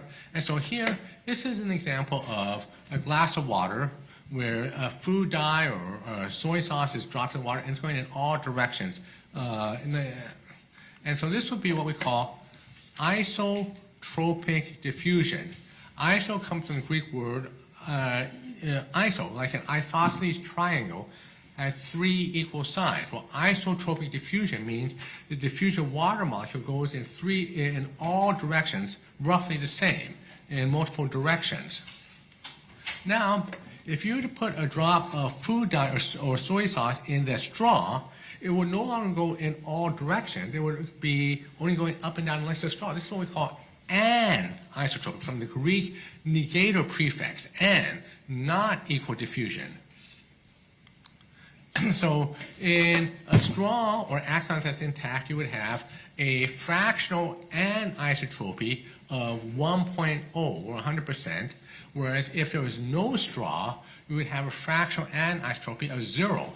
Now, in the human brain, you don't have these extremes, but in general, higher FA, or fractional anisotropy, means generally a more intact axon, and lower FA, like instead of being 0.7, 0.8, it becomes like 0.6 or 0.5, means that there's more holes in the axons. And so what we're measuring is FA, or fractional anisotropy, in the brain of DTI. And so, for example, a typical healthy value for FA in a corpus callosum is around 0.7 or 0.8, and then you have a standard deviation of 0.05. And so typical TBI, or traumatic brain injury FA, is like maybe 0.6, which would be 3 standard deviations below the norm, which would mean about 1 in 1,000 individuals would have a value that low. And so this is Mr. Hayes' DTI map, and this is thresholded so that the red areas are put on there by a statistical program which measures the FA of every part of the brain. Now, with a 3-dimensional object, you have something called voxels, which is short for volume elements. If it were a picture, it would be a pixel or picture element. And if it were 2-dimensional, but it's 3-dimensional, so it's a voxel. And so what the program does is that it divides the brains up into many different voxels, and it measures the value of the FA, or fractional anisotropy, in each voxel, and it determines if that particular voxel is statistically lower than normal, and if it is, it colors that voxel red. And so we're seeing here that Mr. Hayes has a lot of red in certain areas of the brain, like the and I'll go into zooms of this so you can see it in greater detail, but he has significant decreases in FA in many parts of his brain, in a pattern that would be consistent with both traumatic brain injury and autism. So if you look at this third row, you'll see a red spot there. Those would be more of the traumatic brain injury kind of abnormalities, a decrease in FA, consistent with traumatic brain injury. It's not something you see, actually, in autism, in male autistics. But if you look in the first row, you'll see those 2 red dots there in the 5th column, and I'll zoom in on those. Those are decreases in FA in connections to the amygdala, and this is something that is something you see pretty much only in autistics. and he has this signature. So he has 2 different parts of his signature. He's got this abnormal enlargement, or large of amygdala volume, but he also has this abnormal decrease in the FA of the fiber tracts that connect the amygdala to the rest of the brain, which is something that you see pretty much only in autistics. And so now, in here, we're seeing that he also has some abnormal increases in FA, which we see. And so this abnormal increase in FA is kind of like if you have a broken bone, sometimes the part where the bone is broken, you can actually have like what we call a callus, so the bone is actually thicker than normal. Well, in some cases of old brain injuries, you can actually have an FA that is higher than normal. And so this would be consistent with some old traumatic brain injury that occurs in certain conditions. And so let's go through some of these in greater detail here. So now, if we look at these, those 2 big red spots there on the left and right side, those are measuring the FA, the fractional anisotropy, in Mr. Hayes. And if you look at the table underneath, you'll see on the right amygdala that the average normal control has a value of 0.43 for that part of the brain, with standard deviation of 0.03. Mr. Hayes had a value of 0.30, so he is about 3.76 standard deviations below the norm. And so the p-value is written in scientific notation. So this means that, and so 10 to the minus 3 will be 1 out of 1,000. 10 to the minus 4 will be 1 out of 10,000. 10 to the minus 5 will be 1 out of 100,000. So he has, the odds of this occurring by chance are 1.7 out of 10 to the minus 4, or out of 1.7 out of 10,000 normals would have a value that low. So this is highly aberrant, and remember, we generally use a 5% threshold cutoff, 5 out of 100, as being something that would be clinically significant and worth investigating. Like when you look at a blood sample, if someone's hematocrit or white blood cell counts is in lower 5% or upper 5%, that would be something that you as a physician you would investigate. Well, this is something that's 1.7 out of 10,000 individuals. Now, in the left side, the normal control average is 0.44 for the FA average. His and standard deviation is 0.04, and his value is 0.27. So he is 4.2 standard deviations below the norm. The odds of that occurring by chance alone are 2.4 out of 10,000 individuals, 10 to the minus fifth. So you have two different areas that are both highly significant statistically. A characteristic abnormality that generally only autistic spectrum disorders have this kind of pattern. You don't typically see this kind of pattern in brain injuries or other things. Now, I mean, the only way I can think of that you could replicate this pattern would be if you were to focus radiation beam on those parts of the brain. Like sometimes with certain forms of brain tumors, you have to focus radiation to kill the tumor. I mean, you could theoretically. Okay. He's been speaking for 7.5 minutes without question. Sustain. Okay, I will move on. Okay, I'll skip this. Hold on, I need a question. Right. I mean, I'm not causing him to move on to another slide if he still has to explain something, but it seems to be a long time without a question. Yeah, yes, sir. So,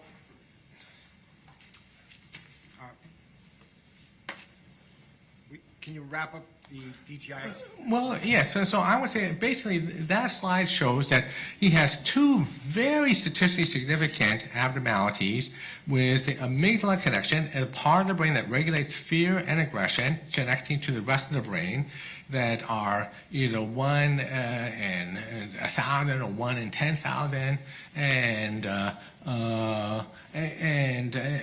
you know. And so it's highly consistent with autistic spectrum disorder. And I think we talked about this slide here.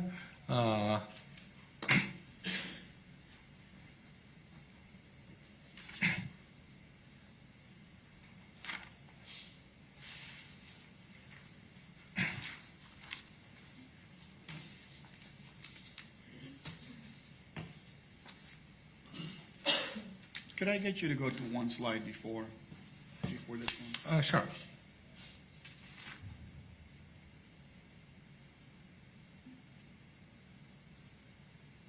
Okay, this slide is not in the packet that was given to me. That's okay. I'm just trying to create a record, but Yes, sir. I'll just have to read it. The slide is DTI and QV findings in autistic spectrum, enlarged amygdala volume, decreased FA and amygdala connections on DTI. Thank you. You can go back to the slide you were on.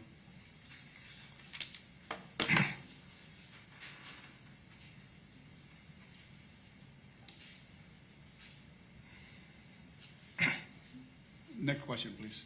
Yes, so are Mr. Hayes' neurological testing revealing disparities consistent with TBI, traumatic brain injury, or autism spectrum disorder? Well, autistic spectrum disorder and TBI are often characterized by significant differences in different forms of intelligence. With most normal individuals, if you're highly intelligent on one form of intelligence, you're generally highly intelligent on other forms of intelligence. But in certain conditions like traumatic brain injury or autistic spectrum, you can have a marked disparity between different forms of intelligence. Now, Dr. Nicole Graham found that there was a significantly lower quantitative intelligence in verbal and nonverbal reasoning. So this is the kind of pattern that would be consistent with a traumatic brain injury or autistic spectrum. Dr. Eisenstein found significant differences between working memory and verbal intelligence, which is notable. And so his neuropsychological testing shows patterns that would be consistent with autistic spectrum or with a traumatic brain injury and consistent with imaging. Yes, sir. And what about what lay people call brain enlargement? I'm sorry, I didn't hear the question. What about what lay people call brain enlargement? Oh yeah. So Mr. Hayes also has a enlarged thalamus. If we look at the thalamus, which is in the first in the left column, and it is in the row with two blue lines, and you'll see the thalamus is also in the 99th percentile, and he also has this increased FA in thalamic radiation. So we were talking about how you can have decreased FA in certain forms of brain injury or in autistic spectrum in areas of the amygdala, but you can actually have increased abnormal FA, and he actually has increased abnormal FA in thalamic radiations. And this pattern is consistent with individuals who are known to have impulse regulation neurological impairments.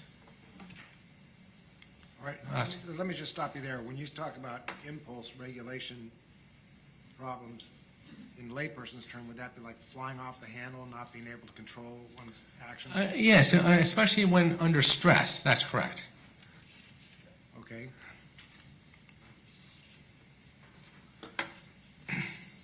And what about the decreased FA in the anterior corpus?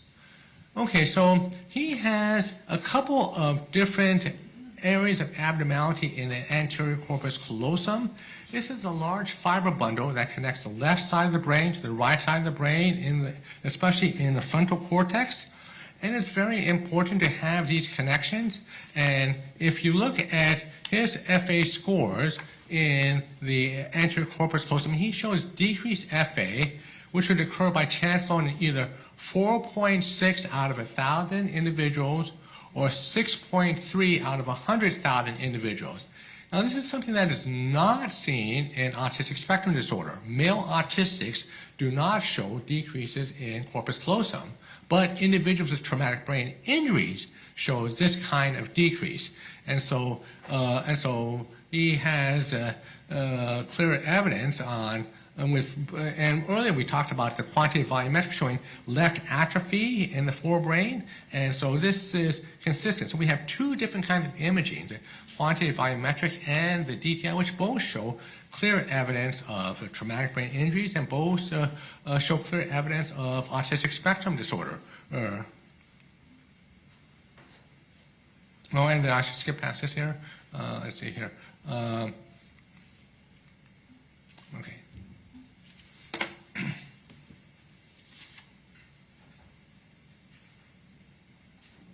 And what about the comparison of the corpus callosum tractography? Well, another way of assessing a DTI is by tracing water molecules in a fiber. So if you were to put a drop of water molecule in, the corpus callosum is a U-shaped structure that connects the left and right side of the brain. And if you were to put a drop of water in the bottom of the U, you could trace in a normal control the water molecule going all the way to the top of the U. All those red fibers in the normal control show water molecules being traced up to the top of the brain from the bottom.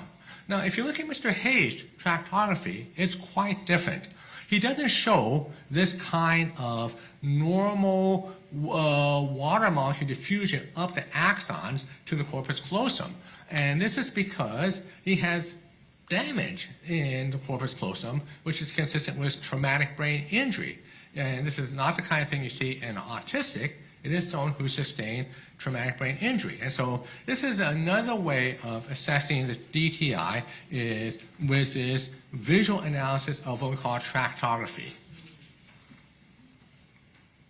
Yes, sir. And why is knowing what a positron important in this case? Well, I'm going to switch gears now. So we've talked about MRI quantitative volumetric and how he shows signs on the quantitative volumetric of left-sided atrophy consistent with traumatic brain injury and enlargement of the amygdala consistent with amygdala. And then we talked about the DTI showing that the connections to the amygdala are abnormally low, consistent with autistic spectrum, but that the connection in the anterior corpus callosum are consistent with traumatic brain injury. And now I'm shifting gears to the third type of imaging that I analyzed called PET scan, which is short for positron emission tomography. Well, what is a positron? A positron is a positive electron. Electrons in our universe are normally negatively charged, but you can create what we call an antimatter version of an electron, a positron, with something called a cyclotron. Now, a positron doesn't last very long in our universe normally, so when you create a positron, it has a half-life of about 2 hours. So every day we fire up the cyclotron, we attach a positron to a sugar molecule, and then we inject it into a patient. And this antimatter version of an electron has this property where it emits the positive electron. And because one of the things is that when you combine antimatter with matter, you get a tremendous amount of energy released using Einstein's famous equation E equals mc squared, where E equals energy and m equals mass. And c is the speed of light.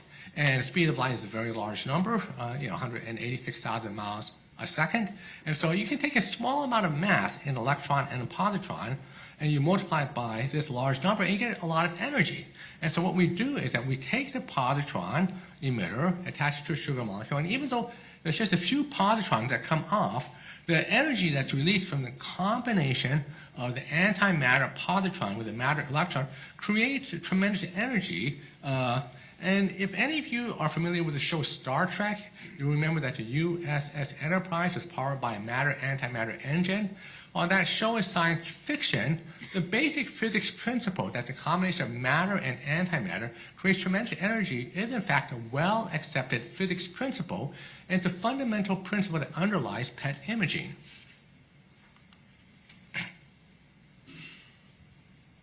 And do you have a picture that helps illustrate that? Yes, so this is a cyclotron, and a cyclotron has two triangular magnets, and these two triangular magnets take a charged subatomic particle and accelerate it to near speed of light velocity to bombard a target to create a positron emitter for the day.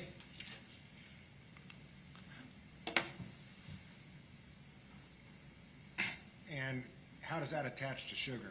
Well, so the positron emitter that we use is called fluorine-18, and we attach that to a sugar-like molecule called deoxyglucose, or FDG, because sugar is the main fuel for the brain, and the positron emitter is emitting this antimatter, which combines with matter, which creates these energy rays.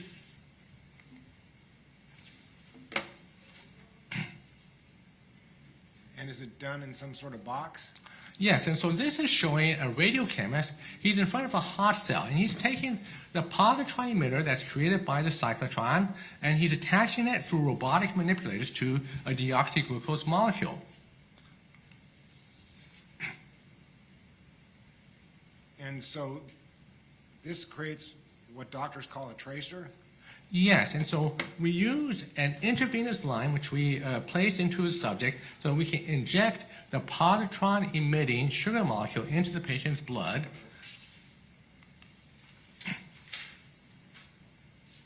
And that's done in a clinical kind of setting? Yes, so this is a patient, a model, who is getting an intravenous line being placed in his arm so that he can receive the positron-emitting sugar molecule.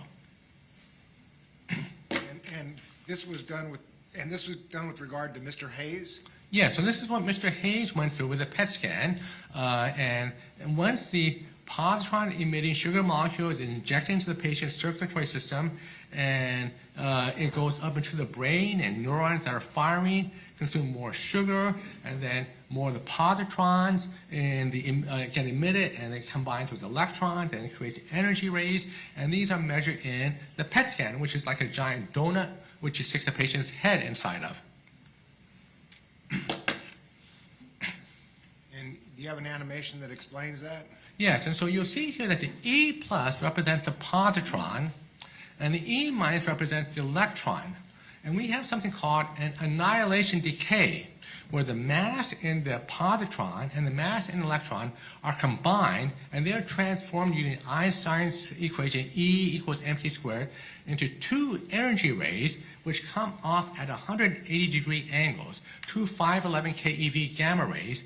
And in the scanner, we have a series of crystal detectors which are specifically tuned to detect the energy rays created by the transformation of matter and antimatter into energy rays. And these crystal detectors have coincidence circuits built into it, so that when you have a simultaneous registration of the energy rays by two crystal detectors, the computer will pair those crystal detectors together and say, aha, there must have been an annihilation decay that created these two energy rays which we detected. And so the computer will draw a line between those two crystal detectors.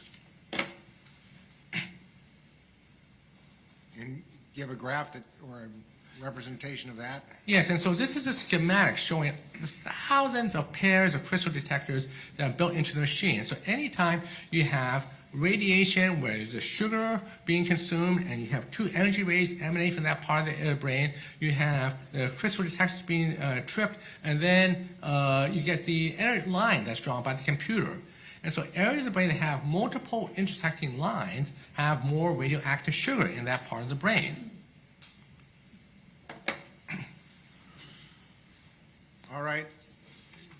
Some of that sounds almost like science fiction. Is this accepted methodology, Dr. Wu? Yes, I mean, Medicare is paying for PET scans for dementia, and so it's been around. It's used all the time to look at Alzheimer's disease or cancer or other things, and so it can help confirm diagnosis of Alzheimer's disease.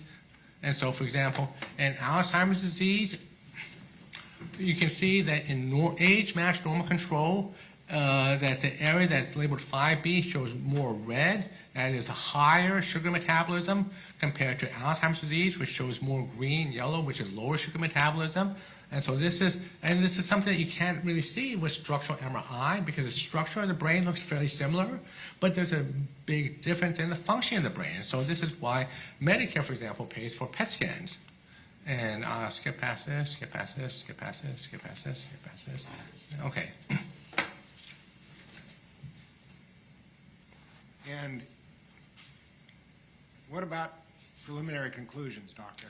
Well, so in Mr. Hayes, he shows a metabolic decrease in the frontal cortex, which is something that we see in several conditions: traumatic brain injury, it's seen in autistic spectrum disorder, it's also seen in childhood adversity.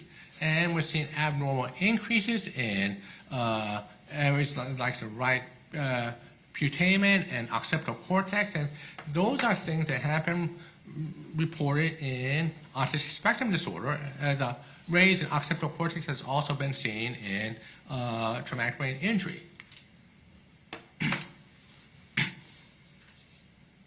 And what about transaxial views? So this is a view of the PET scan sugar metabolism in Mr. Hayes.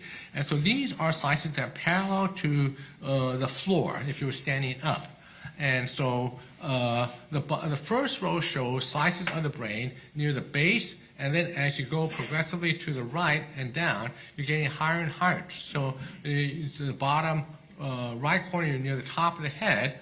And so what we're seeing here is a decrease in the frontal cortex, the area of the brain. So if you were to impose an imaginary clock face on top of the brain, the area that would go from 10 o'clock to about 2 o'clock would be the frontal cortex. And the area that would go from about 4 o'clock to 8 o'clock would be the occipital cortex. The frontal cortex is involved with things like impulse regulation, executive planning. And it's diminished in Mr. Hayes. And occipital cortex in the back, which is much redder, is involved with things like visual processing. And this is a pattern that we see in traumatic brain injury, and we see this kind of pattern in autistic spectrum disorder. And so, And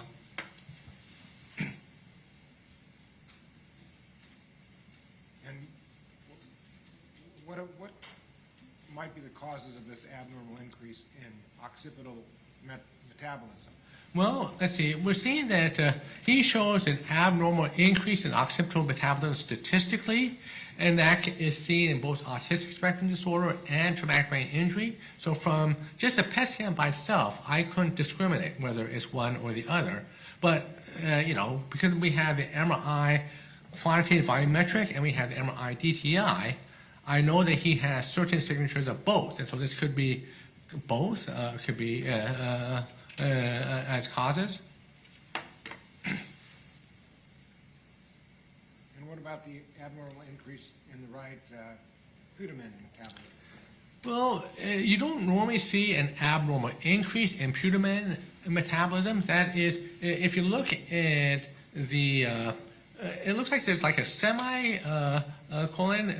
There's two structures in the middle of the brain there towards the top.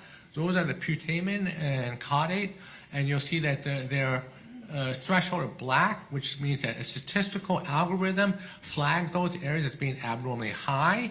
And so that's not something you typically see in traumatic brain injury, but it is something that you see in autistic spectrum disorder. Yes, sir. And what about the decrease in frontal cortex metabolism? Well, we measure the frontal cortex metabolism, and it's decreased, and that's something that, again, is not specific. It's something that we see in either autistic spectrum or traumatic brain injury, or actually it's also seen in childhood adversity as well. Let's get past that. And boiling it down, what about autistic spectrum disorders? Well, so with PET scan, autistic spectrum show several different findings, all of which Mr. Hayes has: decreased frontal lobe metabolism, increased occipital lobe metabolism, increased basal ganglia metabolism. Counsel, I don't have this slide either. It's not in Do you want me to read it into the record, Your Honor? I think he just read it, Okay. but the slide is not in Thank you.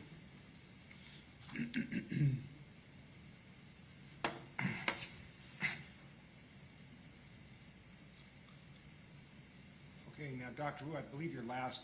Oh, no, actually, I've got a few more after this. Okay. Okay. And you're talking about autism spectrum disorder and traumatic brain injury and emotional neglect and stress. That's three different things. Can you help me understand that? Well, I believe that Mr. Hayes, actually four different things. First is autism spectrum disorder. Second is traumatic brain injury. Third is emotional neglect. And fourth, I think, are situational stresses. And that the combination of these four factors together substantially impaired his ability to conform his conduct to the requirement of law, in my opinion, and that it created a perfect storm. There's something called a perfect storm where you have a variety of factors that converge to create a massive storm. And I think that that's what happened in Mr. Hayes' case. You have four different factors. I mean, just having autistic spectrum disorder alone is not going to cause you to kill people. Just having traumatic brain injury alone is not going to cause you to kill people.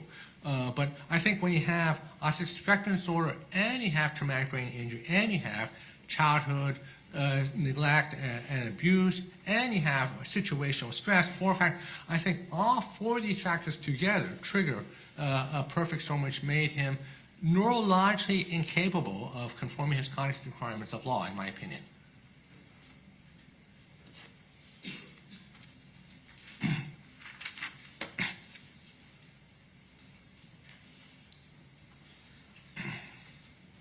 about the interactive factors in violence? Well, we know that having an abnormal brain increases your likelihood of having problems with aggression. But if you had a perfectly normal childhood and a perfectly loving environment, that helps to buffer you, and protect you.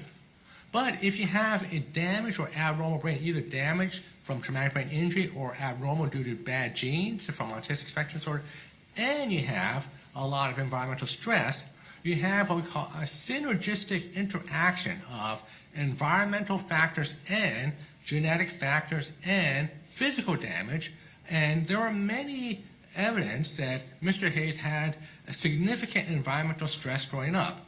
He had a mother who was characterized as emotionally neglectful. She provided the food and shelter, but she wasn't particularly warm when he was growing up.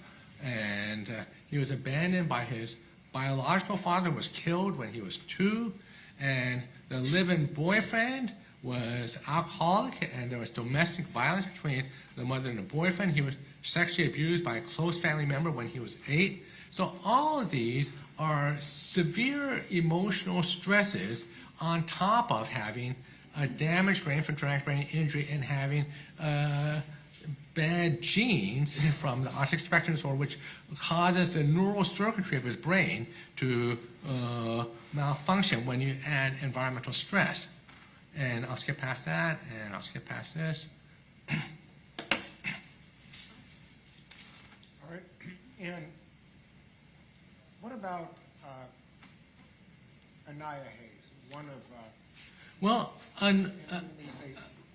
Anaya Hayes is his biological daughter, and she has been diagnosed as possible autistic spectrum disorder. That this is something that she likely inherited from her biological father, Mr. Robert Hayes, and so I think that. Counsel, can you approach bench?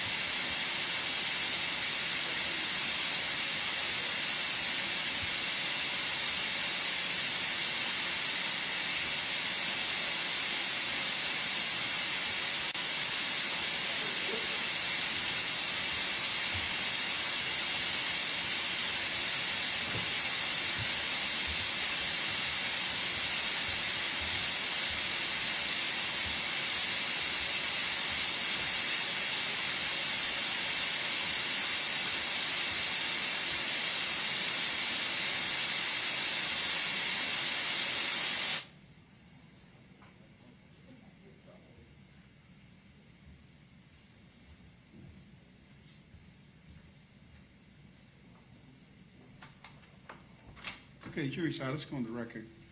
I noticed Mr. Hay became visibly upset when the picture was shown. Did he not see this coming, or? I didn't, Your Honor, and I apologize. I know he didn't want her to do any court, or he's not most of his children here in court. It was inadvertent, and Well, Mr. Hayes, if you wish to be excused from the proceedings, I'll allow you to do that. But I noticed that you became very upset, and I don't have any sort of violent reactions in the courtroom. No, sir, no, for not going to be any violent reactions. Just, was very upsetting. I made it very clear that I want to my children. Okay. If you were to show any of this, especially since it's been showed on YouTube and on this, whatever this channel is, again, that there won't be any violence, nothing like that. I'm just very upset at that. Well, I saw you clench your fist, and that caused me some concern. I apologize. Okay, all right, so can you present the testimony without having to show the pictures? We can, Your Honor, and I was just so caught up in the presentation and trying to rein in and shorten it up that it just escaped me. It was not meant to be run, but it's very significant because there may be a familiar component to the specters. Well, like I said, Mr. Hayes is invited to not be in the courtroom if you're gonna find this to be very upsetting to you. Obviously, your attorneys are trying to save your life, and they're trying to explain everything they can to the jury. That's fine, Your Honor. I would prefer if my children were left out of it. If you have any more photos of my children or their mothers, please do not show it. And now, I don't have the complete PowerPoint, so I don't know what exactly you're intending to do. Dr. Wu, I don't, maybe any more. I don't believe that, I think that's the only photo of Mr. Hayes' family that's in the PowerPoint. I don't believe there's any others. Okay. And I apologize for you, Mr. Wu, and to Mr. Hayes. I just didn't catch it in there, and I felt probably alert Dr. Wu, it's my fault. Okay? All right. So is Dr. Wu almost finished? I apologize. There won't be any. No, that's fine. I mean, I just didn't want it to degrade to the point where we're gonna have to have the deputy step into it, but. All right, so let's go ahead and, Bill, if you don't mind muting, let's go get the jury and get through Dr. Wu's testimony. Make sure you skip the slide. Make sure you skip the slide with a photograph and move on to the next one. Well, Your Honor, before we go, Dr. Wu, is there a picture of his mother in there? No, there's no picture of his mother. I just wanted you to know that there was a part where he's going to talk about his mom being autistic. If you had told him yet, you might want to tell him. I did indicate, I assume earlier, Your Honor, that there's indications that this runs in the family. Okay, You know, but I didn't want it to illustrate the text. all right, go get the jury, Bill.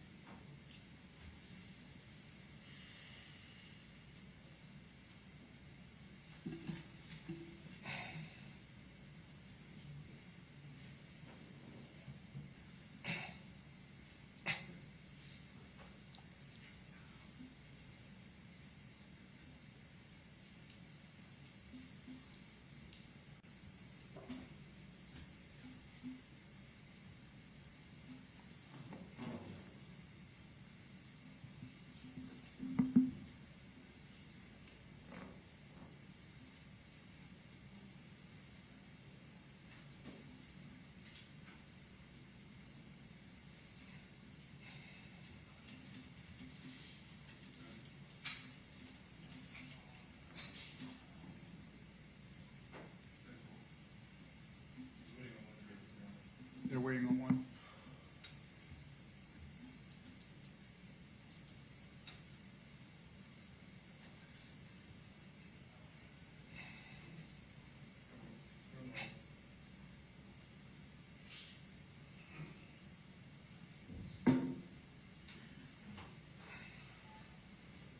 And to the mitigation specialist, it's okay for you to talk to them, do not touch him though. Okay? Jury.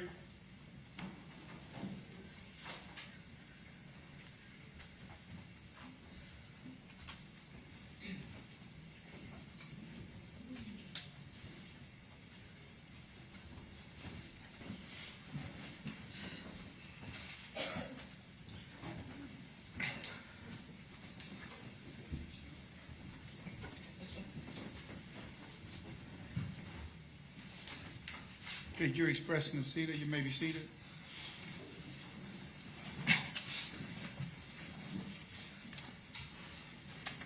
You may proceed. All right, Dr. Wu, without showing any pictures of family members, do you have any Well, explanations as to how family plays into this autism spectrum matter? autism is highly heritable. There's very strong genetic studies showing that it's highly heritable. And so I think that his mother, although she's never been diagnosed, certainly displays characteristics that are consistent with autism, including impaired social interactions and impaired empathy. So she was described as someone who, was a great provider and hard worker, but not particularly loving, warm, and to Mr. Hayes when he was growing up. And so I believe that was due to a genetic. I believe that she, in my opinion, is very likely to have a strong possibility of having autism. I mean, she certainly has behavioral traits of autism. And Dr. Wu, you weren't here, but you weren't here when we had her image up, and we were trying to connect with the Zoom, and it failed. We saw his mother for about maybe 20, 30 seconds before the video failed. And let me ask you this, would having a very wooden, almost flat appearance, a mother whose son's facing the death penalty, would that be any indication of possibly autism in the mother? Yeah, autistics sometimes are described as almost appearing robotic at times. Of course, not all autistics like that. Like Dara Hannah obviously wasn't, Dan Aykroyd wasn't. But, that is a common trait among some autistics. And the fact that she had kind of a wooden, flat expression would certainly be further behavioral demonstration that she appears, in my opinion, to have a strong genetic loading for this.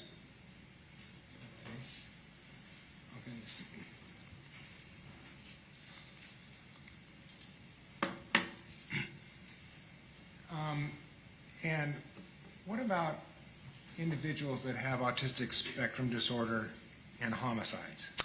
Well, there's evidence that the kind of homicides, as I understand in this case, appear to have traits that are characteristic of autistic spectrum disorder, that the homicides appear to have been highly compartmentalized in Mr. Hayes' life. I mean, he has one side, very loving father, great guy, gets along with, but then people who are autistic have some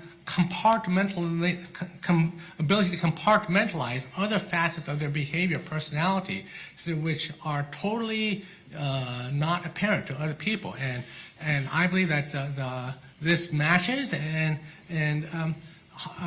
autistics also engage in repetitive and ritualistic behavior when they're stressed. And my understanding of the homicides is that they were committed in the same manner, and that the victims were left in the same way, unclothed, face down. It seems to have almost a repetitive ritualistic pattern, and that these occurred when he was stressed by emotional rejection, and that there was no evidence of executive planning. He didn't use a condom. He left genetic evidence, so it doesn't look like it was something that he was pre-planning, in my opinion, because, why would you not use a condom, and why would you leave genetic evidence, which is how my understanding is he was eventually indicted. So I think that these are all, characteristics of the homicide themselves, which in my opinion are very characteristic of autistic spectrum behavior. Before we move on, the emotional stress triggers. Yes. Can you elaborate on that a little bit? Yes. So I believe that the homicides which occurred in 2005 and 2006 of Laquetta Gunther, Julie Green, and Iwana Patton occurred after he was rejected in 2004 by Tiffany Rogers, who broke up without noticing him and apparently broke his heart. And then the homicide stopped when he developed a relationship with Janina Holt in 2006. And so I think during the period 2005-2006, after the breakup with Tiffany Rogers, and before he started a sexual relationship with Janina Holt, is when these three homicides occurred. And so I think that we have this fourth factor, which is the emotional stress of rejection, and combined with an autistic spectrum, genetic genes and brain, plus traumatic brain injury, plus childhood emotional neglect by what I believe was a mother who likely had autistic traits, and sexual abuse, and having a drunk, violent stepfather. And I think that you have a catastrophic meltdown of the frontal limbic circuitry that regulates aggression, creating a perfect storm. And I believe that this reoccurred in 2016 when Shoni was upset and not talking to Hayes after she found out that he had impregnated her neighbor, and Rachel Bade's homicide occurred. And so I think that it's during these periods when he is emotionally rejected that this particular combination of autistic brain, traumatic brain injury brain, childhood emotional neglect, childhood sexual abuse, and emotional stress from rejection all combine to create a neurological catastrophic failure of the ability to regulate aggression. And one of the things that autistics do sometimes is they try to get control of their environment when they're stressed. And so I think that the homicide was an extreme attempt to, in some ways, try and control the environment when he was stressed, and it was done in a repetitive, ritualistic way, which didn't display any evidence of pre-planning because no condom was used, and so I think that it's a combination of these four factors, in my opinion, which explain the homicides in 2005, 2006, and in 2016. And just to be clear, in this case, there's been evidence of getting a gun, getting a car, transporting prostitutes. There's been evidence of searching out prostitutes on social media. And yet, there's also been evidence presented about sort of no planning, like not using a condom, which would leave sperm and DNA everywhere. And Judge, I'm going to object. Is the defense testifying, or is there? well, I'm getting my question. Just go ahead, ask the question. Can you reconcile these sort of seemingly contrary things that are happening? I believe that his carrying the gun, I'm not sure. I don't know exactly what's going through his head. I just know that I think that there may have been, because I know that he saw prostitutes on many other occasions, when he was with his girlfriends, and so I think this is also characteristic of, I think he had an abnormal, in my opinion, preoccupation with sex, just the way some autistics have an abnormal preoccupation with, like Dan Aykroyd said, was trained or other things. And so, but I think that it's only when he was emotionally rejected that this caused this particular pattern of extreme control, and to be repeated in this ritualistic manner in a highly compartmentalized way. And so, I think even though that's all I can say, really. Okay, so he could actually be engaging in this ritualistic type situations with these women that ultimately culminated their death, but also fly off the handle and be out of control at the same time? I believe that this was part of the ritual. I think that the homicide, I think once he was excited by the sex, the circuitry involved, plus the rejection, plus the damage to the brain, I think all of these caused the homicides to follow shortly thereafter. So all of these things. I think it's somehow fused together. It's sex, aggression, extreme control in a repetitive, ritualistic manner that was highly compartmentalized. Yes, sir. I think that's it. All right, I want to just go over a final checklist to make sure I don't forget anything, Doctor. We've covered what a MRI DTI is, haven't we? Yes. And we've covered the findings of the MRI DTI work done in this case, right? Yes. Okay. We talked about what a PET scan is. We've talked about the PET scan findings in this case. Yes. Okay. I did see your PowerPoints. Just want to make sure I didn't miss anything here. We talked about your major findings. Judge, I'm going to object and maybe just ask Mr. Anderson to review Sustained, this. all right. summaries allowed. Do you have anything to add about your major findings relating to the history and the neuropsych findings? Well, I would say that it's a culmination of 4 different factors. I think that any one of which, if it were missing, would not have resulted in the unfortunate and tragic death of the victims. I think that this particular pattern of homicides is very characteristic of autistic spectrum homicides, and that. But I think that, not all autistic spectrum obviously kill people, I think, but individuals that have a damaged brain from traumatic brain injury, individuals that have a damaged brain from childhood sexual abuse and emotional neglect, and individuals who have emotional rejection. I think those 4 factors together create the perfect storm. Why does not this defendant kill all the time? Because I don't think that he was feeling rejected all the time, emotionally, or by,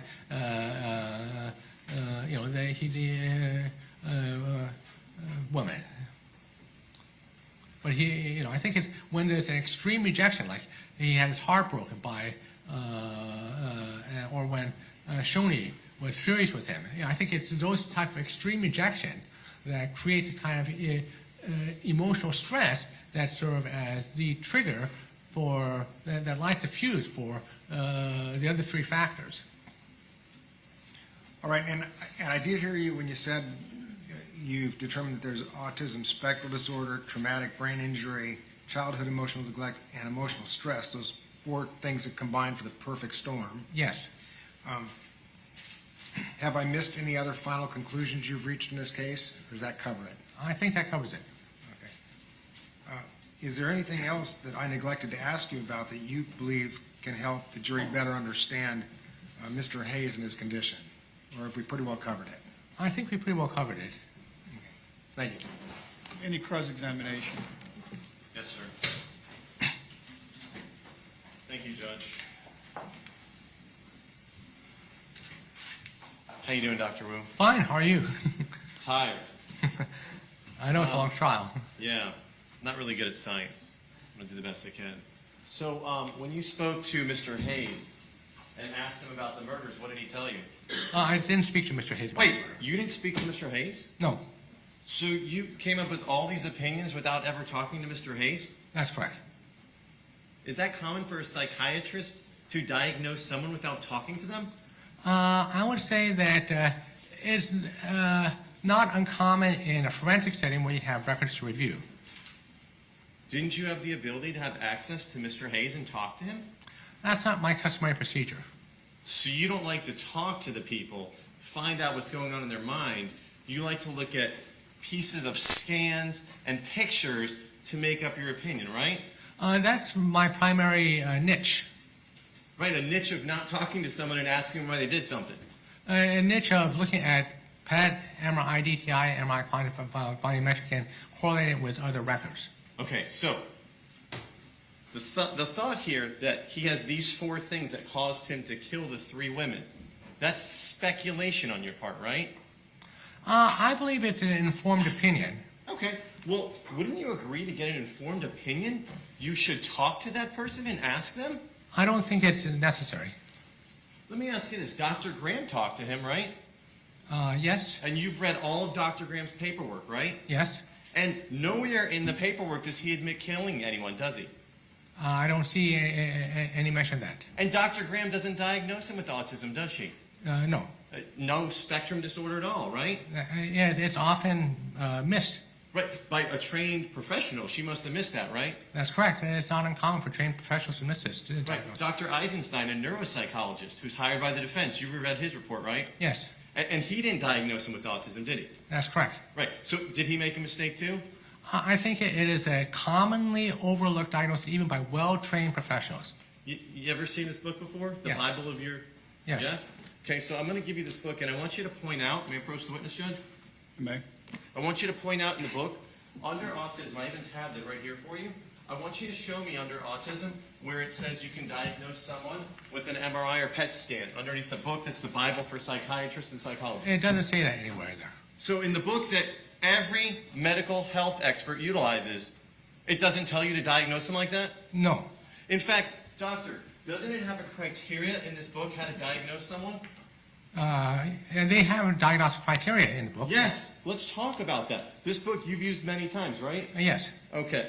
So the first criteria, deficits in social emotional reciprocity, for example, abnormal social approach, and failure of normal back and forth conversation. So have you seen any information that shows that this defendant has that deficit? No.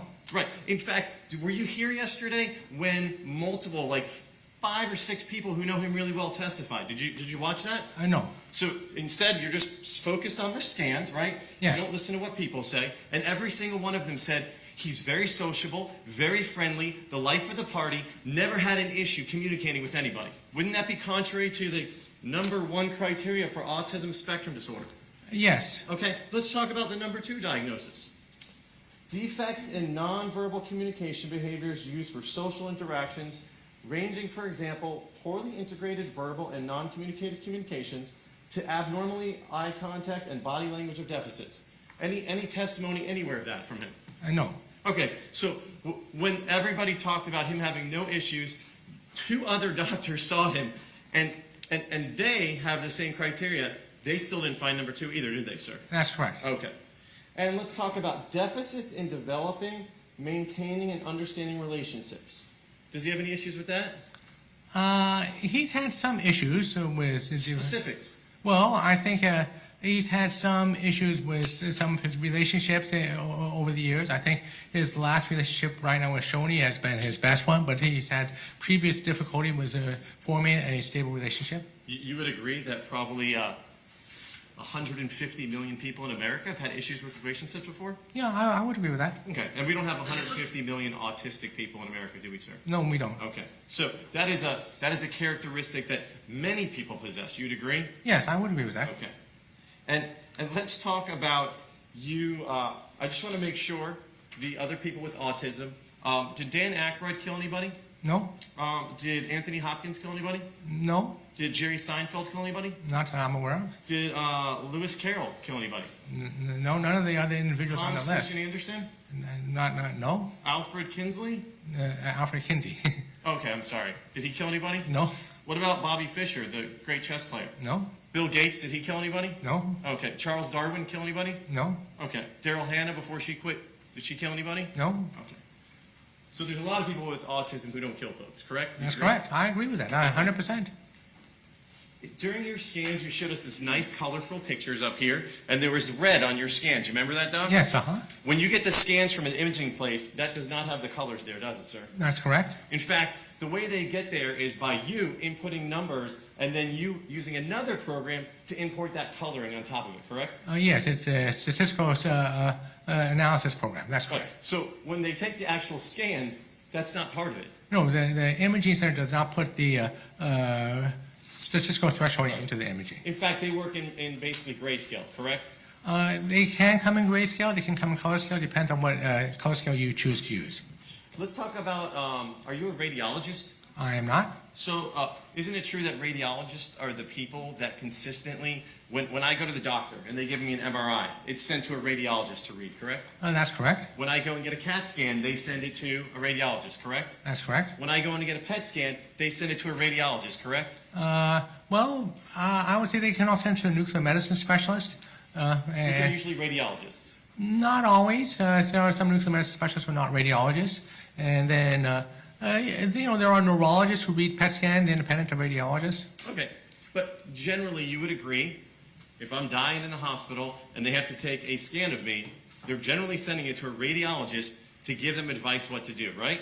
That's generally true, yes. Okay, and you are not that person that they send those scans to help them in life and death situations, are you, sir? No, I am not that Right. person. When I break my arm, they don't send the scan to you and say, diagnose that, do they, sir? No, they do not. When I go get an MRI and figure out what's wrong with my workings of my arms, maybe my legs, they don't send that to you, sir? That's correct. Right. And when someone has a traumatic brain injury and they're injured in the hospital, they don't call Dr. Wu and say, please, tell me what the scan says. I need to know whether to operate, correct? That's correct. Okay. They send it to radiologists. That's generally true. Right. You're not a neuroradiologist either, are you, sir? I am not.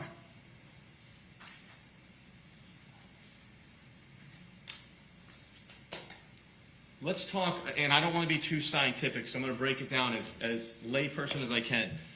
You're saying that his PET scan shows that he has abnormalities, correct? Yes. And you compare that PET scan to what we call a control group, right? Yes. That control group that you use is one you made yourself, correct? That's correct. And it consists of only 16 people, correct? That's correct. And you made this control group 25, 30 years ago, correct? That's correct. Never updated your control group in the last 30 years, correct? That's correct. Okay, so you're basing all of these PET scans that you're comparing to everybody else. And how many people in the United States is there? I think close to 300 million. Yeah, probably 325, 330 Yeah. by now.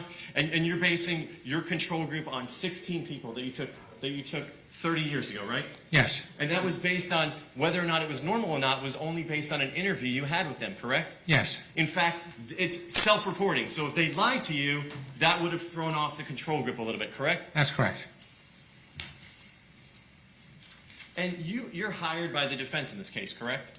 I'm hired by the defense, yes. Yes. And you're getting paid for this case, right? Yes. And you would agree that you're probably going to get between $20,000 and $30,000 to testify here. That's probably correct, yes. And commonly, you in all these cases that you get hired on, you usually get a minimum of $20,000 to $30,000 in those cases, correct? I don't know if it's a minimum, but that's not an uncommon figure. In fact, you commonly go around the United States of America and you testify in death penalty cases for people who are on death row, correct? Or that they may get the death penalty. That's correct. Right. In fact, you've done that well over, what, 200, 300 times in your career? Probably, yes. In the last 25 years, you've made a niche of this, haven't you? It has become a niche, yes. Right. And out of all those, you've never once been hired by the state, right? No. Right. And all of those that you've testified, you've reviewed hundreds of these. There's very few that, and when I say very few, we're talking one or two that you have found that there's no brain abnormalities, correct? That's correct. Okay, so almost every single one that you review, there's a brain abnormality, correct? Well, generally, the kind of cases referred to me are people with significant neurological or psychiatric histories, and so that's not a surprise to me. So the answer is yes. Yes. Okay, just a simple answer. Let's talk about your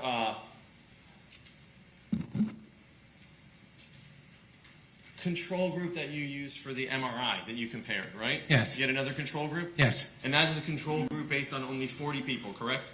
42, I believe. Okay. And the control group that you used, the 16 people for the PET scan, how many of those were women, how many are men? Approximately, I'm not sure the exact breakdown. I'd say roughly half men, half women, just off the cuff from my. You don't know?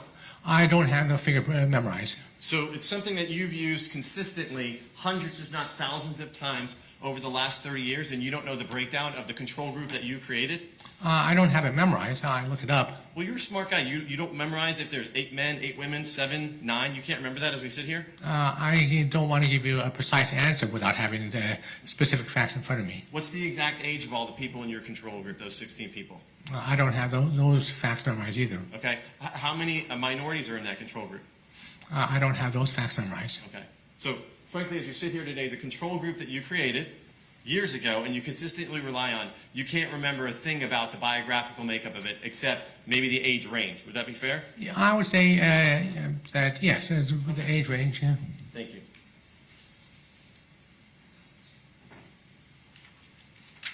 Let's go to your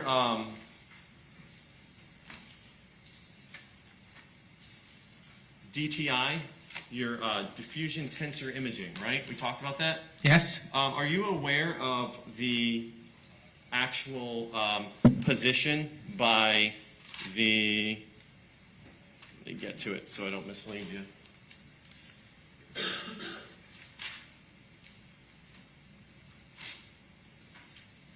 American College of Radiology on their position about using DTIs? I'm not familiar specifically with their current position. So if their position was you shouldn't use it for individual level, would they be wrong? In my opinion, yes. Okay, but they're a American College of Radiology, which almost every radiologist in America probably belongs to. You'd agree? I would say it's a commonly joined organization by radiologists. What about the Radiological Society of North America? Yeah, You've heard of them? yeah, Okay. RSNA, yes. A big group for Sure. radiologists, right? Do you know what their position on is using DTI? I'm not sure what their current position is. Would it surprise you to find out that they don't think you should use it on an individual patient level? Wouldn't surprise me. Okay, so you don't agree with their opinion about that either? I don't agree with that opinion. Yes, sir. Your Honor, I have an objection. Okay, from side one.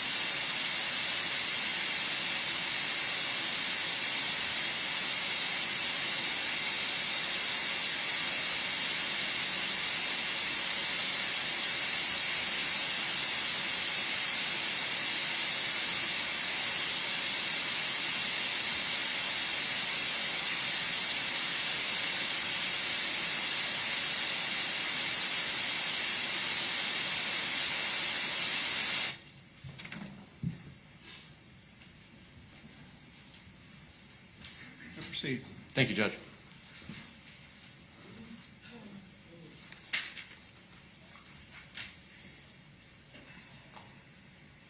And you relied on some neurological testing that Dr. Eisenstein and Dr. Graham utilized, correct? Yes. In fact, you put in your PowerPoint, Dr. Eisenstein found significant differences between working memory, which was 87%, versus verbal intelligence, which was 58%, correct? Yes. Okay, so Mr. Hayes' verbal intelligence is at a 58% level, right? Yes. So we talked about, what, 330 million people in America? You Yes. agree?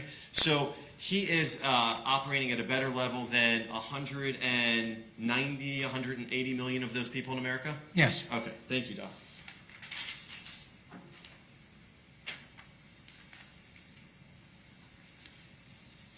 You claim also that Mr. Hayes, there were some factors that affected him. Did you read Dr. Graham's report in reference to his youth and upbringing? I did. And you kind of claim that he had basically a terrible upbringing and it was really traumatic, right? Well, there's evidence from the mitigation report by Betty Fuentes that he regarded his mother as being very undemonstrative and unaffectionate in his childhood. Okay, so besides him saying that, any other witness that you can cite to? And we had 6 or 7 testify yesterday, in fact, his mom. Did anybody else testify to that you know of? I believe that the mother, I think he had a sister, I think Tessie, who said that she was very surprised when the mother was more demonstrative in later life because she wasn't that way when he was younger. I don't understand what you just said, Doc. My recollection of what Sister Tessie said in Fuentes' mitigation report is that she was shocked when the mother was more demonstrative with Mr. Hayes in later life because she doesn't recall her being that way when he was younger. What's the age difference between those two, brother and sister, since you want to bring them up? I think she's much older. Right. Would it surprise you to find out that she wasn't present when he was younger with his mom? Wouldn't have surprised me, but she probably had some interactions. Even if she didn't live with them. Okay. Are you aware that Mr. Hayes told Dr. Graham that he was never physically abused by any caregiver and he never reported that he was emotionally or psychologically abused. You'd agree with that? I know that's what he told her, yes. Well, you want to go on one thing he said, but this other thing you don't want to go on he said? Well, I'm just saying that in Buena Fuente's report, he indicated that he thought that she was very unaffectionate, undemonstrative when he was growing up, and that his sister Tessie also was shocked when she became more demonstrative in later life. Right. Well, let's talk about your diagnosis of his mom, Florence Hayes, with autism. Is that what you just I said? said that she shows evidence of autistic behavioral traits. I didn't. When you talked to her, did she, when you spoke to Ms. Hayes, what sort of traits specifically when you spoke to her indicated that? I never spoke to her. Oh, so you're diagnosing another person without talking to them?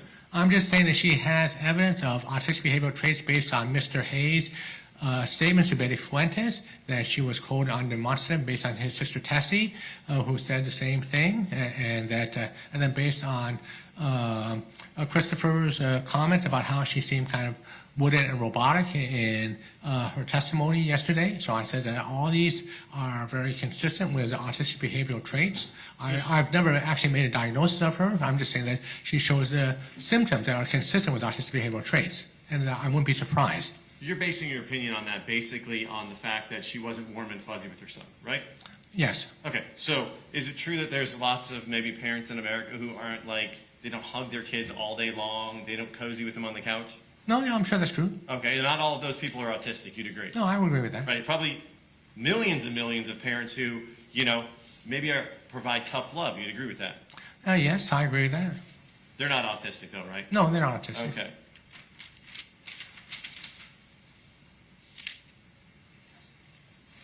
And I think Mr. Anderson asked you about impulsivity and flying off the handle, that would be one of the traits you would expect to see because of the damage he has to his brain, correct? When someone is under significant emotional stress, yes. I don't think that it's something that occurred except in the area of vocations. I think that he did have an unusually large number of jobs, I think 40-something, and he seemed like he tended to quit when he had difficulties on a job, and so, but I think other than that... So at the difficulties of the job, he didn't go and kill all the people working there? No. Right, so when he was stressed from that and he wanted to get out of the situation, he just quit and walked away, right? That's correct. Okay. So when he's in a stressful situation, he doesn't always kill people, right? I agree with that, yes. Okay. And you said he has a TBI, traumatic brain injury, right? I believe that he has evidence on imaging consistent with the TBI. Right. But you've read the mitigation packet, which is prepared by the defense for you, right? Yes. Right. So that's not some like impartial document that's prepared, correct? That's correct. Okay. So you read that. You read Dr. Graham's report, right? Right. And you read Dr. Eisenstein's report. Yes. That's all. Yes. No police reports? No. No interviews of any witnesses? No. No video statements of anybody? No. You didn't read any depositions? No. Didn't watch any of the trial testimony? No. Okay. So just so we're clear, you say that he has that impulsivity or you said when Mr. Anderson asked you the impulsivity or flying off the handle. Do you have any documentation or specific facts you can cite to for that based on all the stuff that you looked at? I said only under extreme emotional stress of rejection, and I believe that the homicides were an example of those. How do you know it's under extreme rejection? You never talked to Mr. Hayes. How would you know that? It was based on Betty Fuentes' report when she said that in 2004, when he had his heart broken, he felt rejected, and then the 3 homicides occurred in 2005, 2006, and then after he started having a sexual relationship with, I think, Janina Holt, they stopped, and so I'm just basing that on the information provided to me by Betty Fuentes. Well, let's talk about that. So he has a breakup in 2004. And over, 16 months, 18 months, 20 months later, he kills Miss Gunther. So your opinion here today is that 1 year, 20 months later, he still had this crazy, explosive energy inside him, and it took him that 20 months to act out to kill someone? I believe that's what happened, yes. Okay, so for the first 20 months, he was under great control and he didn't run out and kill people, right? I think that sometimes things simmer, and then they eventually reach a boiling point.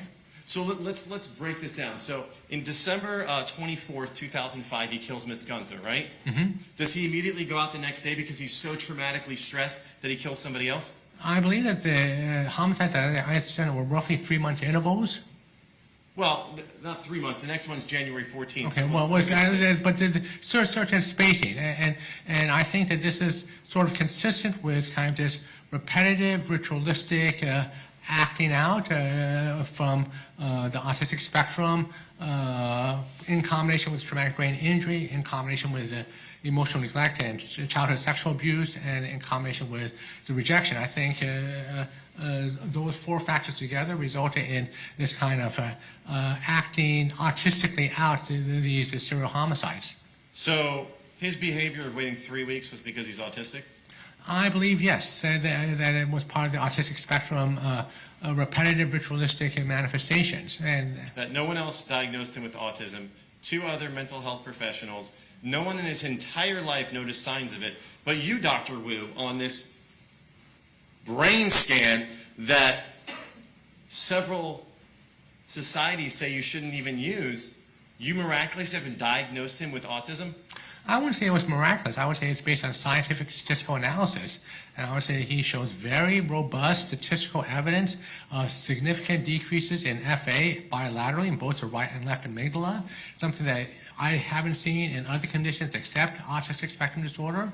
He shows a very enlarged amygdala, 99th percentile, very large hippocampi. All these are highly consistent with autistic spectrum disorder and large cerebral white matter. He has decreased frontal lobe metabolism on PET scans. He's got abnormal increase in subcortical metabolism and abnormal increase in occipital. These are all highly characteristic of PET scans findings in autistic spectrum. So he's got 3 different imaging modalities: quantitative volumetric, enlarged amygdala, hippocampi, cerebral white matter, and DTI. Profound decreases in FA bilaterally, and in a place that you never see decreases except in autistic spectrum. And metabolic pattern. He's got 3 different signatures, all highly characteristic of autism. And in my professional opinion, I think that is the most medically probable explanation. Okay, and without talking to him, though. That's correct. Right, okay. So let's just clarify a few things. The only time he shows autistic behavior is when he kills people? I believe that that's what happened in this case, Okay. yes. So he's an autistic killer. I would say that when he's emotionally stressed by severe rejection, that it simmers, and that in some cases, or in some cases, it's more immediate, and that the combination of the autism genes and brain and the traumatic brain injury damage to the left of the brain and the emotional stress from the neglect and child sexual abuse and the emotional rejection, all 4 of these factors together result in this pattern of autistic homicides. And when he killed in, I guess, 2016, he had the breakup the day before, or he was angry the day before. He killed the next day. That time, Yes, right? I agree. That was a more immediate reaction. Right, so sometimes he'll take time and kill, but other times he kills immediately right after he's upset, right? That's correct. Okay. And would it be fair to say that in his life, maybe he's only been upset 4 times then? I think having a relationship with someone who he's very close to, a woman, and then having that relationship result in significant rejection, I don't think he's had a lot of these kind of long-lasting, very deeply felt relationship with a woman where he then felt totally rejected or crushed.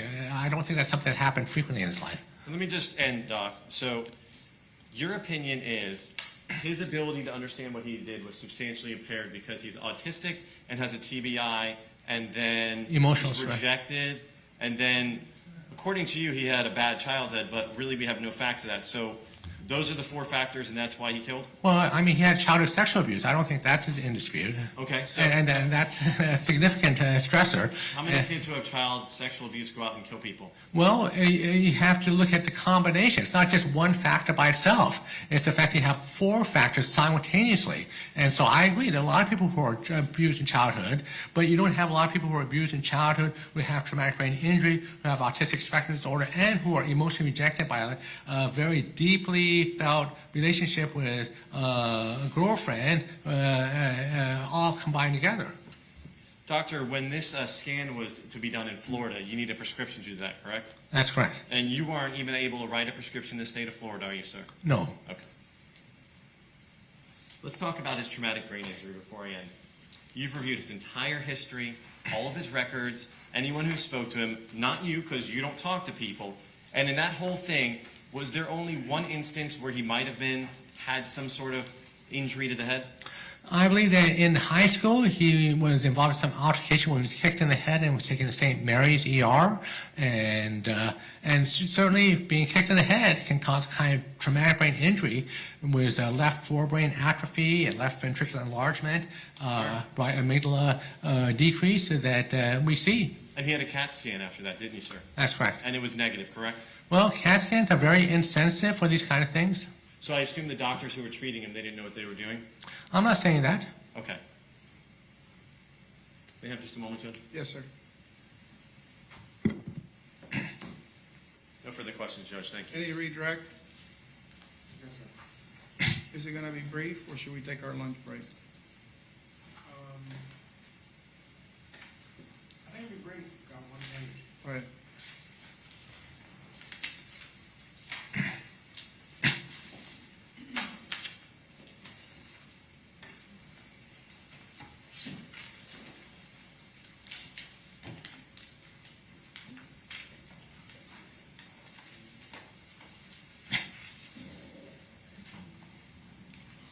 Dr. Wu, you are a neurocognitive imaging expert, correct? Yes. Okay. And you deal with things like PET scans and CAT scans of the brain, correct? More PET scans, MRI, DTI scans, MRI quantitative volumetric scans. And you're also a medical doctor, correct? Yes. And you're in good standing with your medical license? Yes. Okay. And in comparison, a radiologist am I correct in my understanding a radiologist is a person that you go to at the hospital that takes an x-ray for a broken arm? Well, radiologist reads an x-ray of a broken arm, sure. Okay. And so what you do is different than what regular so-called radiologists do, correct? Yeah, I do both statistical analysis, which most radiologists don't do. Okay. And it's fair to say that to do what you do requires a lot more education and clinical work and internships and externships and that kind of thing than just being a regular radiologist, right? Well, it requires training in image statistical analysis, which the average radiologist typically doesn't get. Okay. In other words, the statistical analysis helps you with analyzing the data. Right, and determining how likely these findings are to occur by chance alone. And the findings, for example, in the amygdala on DTI were, 1 in 10,000, 1 in 100,000, something like that. Okay. Whereas a regular radiologist is looking at images and viewing them and interpreting without doing the same kind of statistical analysis you do. That's correct. The average radiologist doesn't do image statistical analysis. Okay. And you're still a professor at the University of California, Irvine, correct? That's correct. Okay. You've never been brought up before any kind of academic discipline board? Judge, I'm going to object as bolstering a witness. Your Honor, the state, Go ahead, ask your question. you've never been brought up in any kind of academic discipline or anything over your work, have you? No, not that I recall. Okay. And you were asked about your work, and you indicated that your work is done, I believe, exclusively at this time in your life for your forensic work, courtroom work. Yes. Is for the defense side of... In criminal case, that's correct. Okay. Has Mr. Jason Lewis ever asked you if you'd help him out in a case? No, I certainly have no aversion to working with a state's attorney. If they ask me, I'd be happy to do so. So all they have to do is call you up and ask you, and your services are available. Sure. Okay.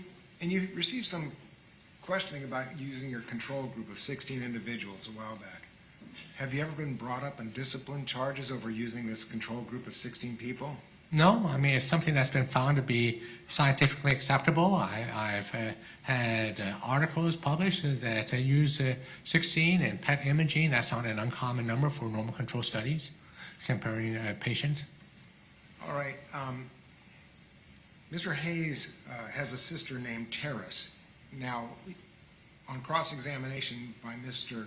Lewis, you were using the word Tessie. Did you mean the sister Terrace? I meant Terrace, yes. Okay. And it was her information that gave you facts about abuse at the home, neglect, things like that. Yes, that was information in Fuentes mitigation report, if I recall correctly. All right. And neurocognitive imaging experts like yourself, am I correct in understanding that you ordinarily do review and utilize the work of prior mental health experts like Dr. Graham and Dr. Eisenstein? That's typically what we do, yes. Okay. And so they come, they do their work, and then often they'll make a suggestion that you be brought in for further analysis, correct? That's correct. And in this case, Dr. Hyman Eisenstein, isn't it true, recommended that I go to you and maybe you could provide some other useful information in this case? That's correct. Okay. And Dr. Eisenstein's report of December 14th, 2021, and Dr. Graham's report of January 12th, 2022, predate the brain scans that you relied on, which were done on the 24th, I believe, and 2 days later, the 26th of February, after those Dr. Graham and Dr. Eisenstein reports, correct? That's correct. Okay. And then there was also some delay because the PET scan machine that was being utilized broke down, right? Objection, Judge, relevance? Sustained.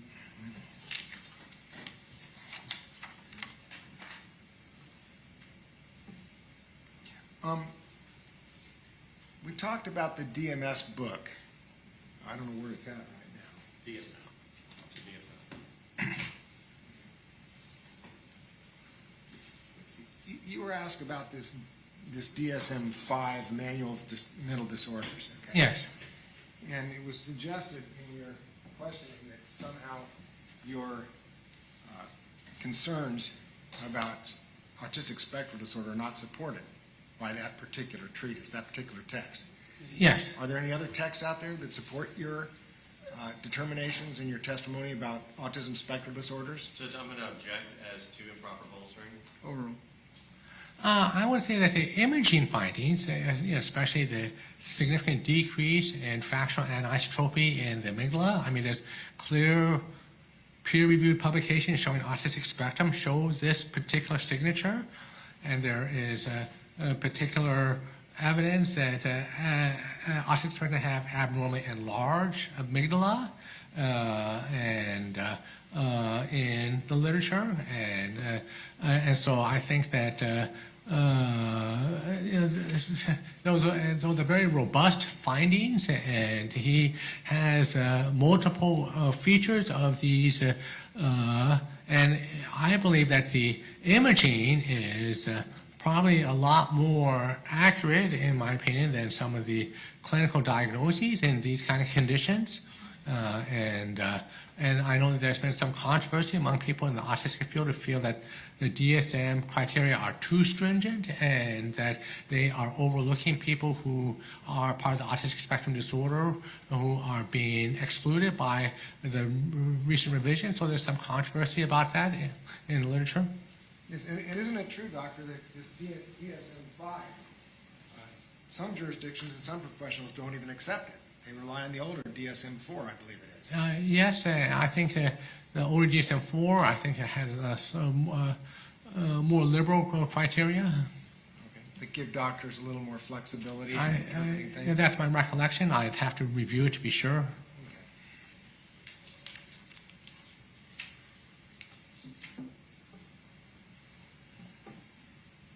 And I may have asked this before, but this is my last question, but isn't it common for psychologists and psychiatrists who do not have your neurodiagnostic imaging skills to call on you after they've done their work for further clarification? Yes, that's not uncommon to have additional imaging, to provide additional ideas and insights that can help them further have a more comprehensive, detailed understanding of the patient. And sometimes that additional work you do brings to light new additional information. Yeah, sometimes it brings up new focuses that might have been missed or overlooked, especially some of these more subtle, harder to diagnose conditions. Okay. So for example, a psychologist or a psychiatrist might see maybe hints of autism spectrum disorder, but not enough to really mention it. And then you do your work, and lo and behold, there are some real strong indicators of it. And that is, well, I believe what happened in this case, yes. Yes, sir. Okay, thank you. Any recross? Just real fast, Judge. You testified you never had any academic discipline. Isn't it true you've been disciplined in the state of Florida for unlawfully writing a prescription? You're actually fined. Isn't that true, doctor? I don't consider that an academic discipline. No, you said we were talking about discipline. You've been disciplined by the board in Florida for unlawfully writing a prescription here, correct? In this state's prior testimony, the prior question was about academic discipline. It wasn't about not having a license. Overruled. I don't regard it as an academic discipline. I mean, academic involves issues. You listen to the question. Allow him to read. Sure. Finish. He's not even answering the question, Judge. Okay, he's been asked a question. Answer the question. Okay, can you repeat the question? Yes, sir. Isn't it true that you were disciplined in the state of Florida and told that you cannot write prescriptions here and actually fined $1,000 for doing that, sir? That is correct. Also, sir, isn't it true that it's not accepted in the medical community to diagnose autism spectrum disorder with brain scans? I agree that that's not something you would do normally. Thank you, sir. No further questions. All right, anything else? Huh? Okay. Dr. Wu, you testify all over the United States, right? Yes. Okay. And you don't have a license in all 50 states, do you? No, I don't. Okay.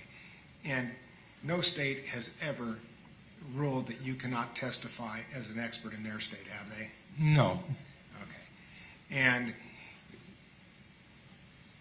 Florida apparently was unhappy about you ordering brain scans in the state of Florida because you didn't have a license in Florida, correct? That's correct.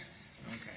You could have, you know, if there was enough money, had a patient flown in an airplane all the way to California and you could have done it there, right? Sure. Okay, but we're in Florida, right? Right. Okay. And it's much easier, isn't it, to just pay the $1,000 fine and have somebody else write the brain scan orders in the future than for you to become a Florida licensed doctor? That's true. Okay, so you just paid the $1,000 and moved on, right? That's correct. Okay, thank you. All right, thank you. Anything else? No further questions, Judge. Thank you. We're going to take our lunch break at this time. Remain seated. We're going to reconvene. Let's try to make it 1:30. I know it doesn't give you quite an hour and a half, but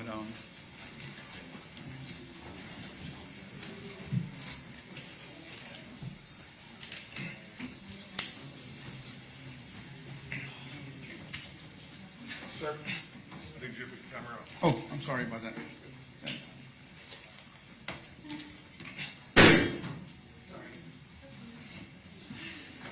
Okay, good.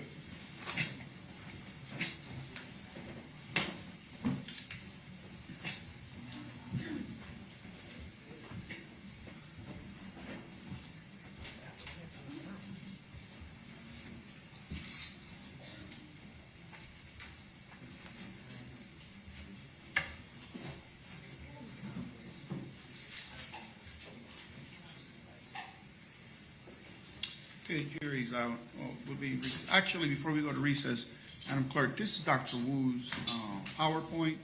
I've annotated it for the slides that were shown and the slides that were only briefly shown but not testified to. The ones that were shown have an asterisk to them. The ones that were shown but not discussed in front of the jury had a 0 plus a slash through it. Okay, so that's a court exhibit, I guess. All right, thank you very much. All right, you may step down. Okay. Holly, you want me to think you might copy that, Jason? Then we have the Jason. Thank you very much. Yes, sir. I'm getting it.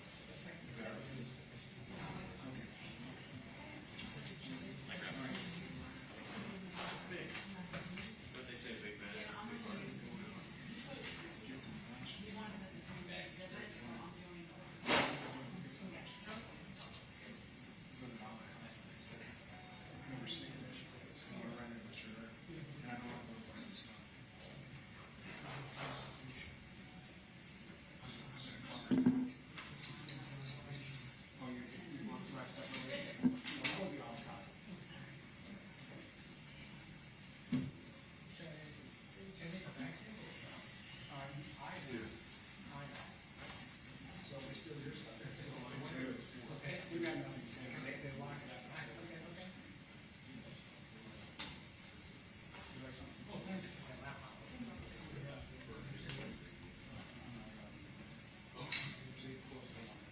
They do lock it up.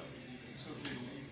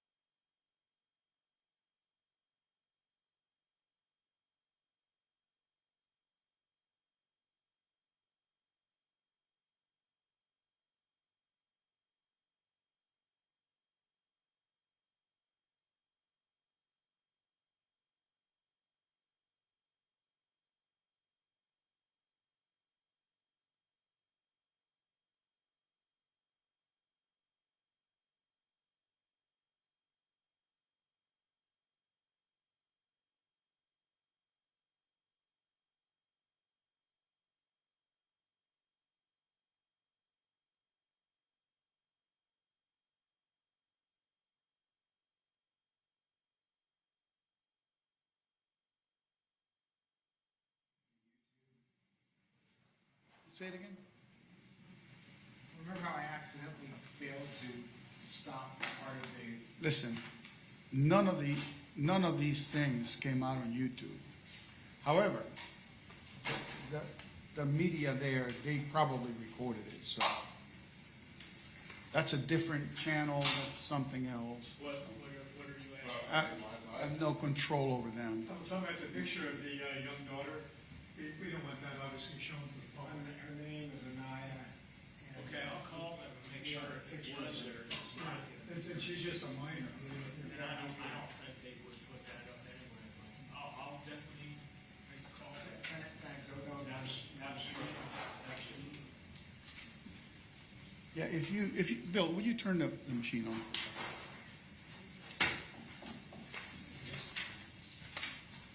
Just in time for your phone call. It's not recording or anything. Going off of? No, turn it on. No, turn on Turn it on? the courtroom. Yeah, turn on the camera. The courtroom. All right. We're live. Unmuted and live. You see how, if you want to look, you see how it doesn't show the screen. Can you pin the courtroom?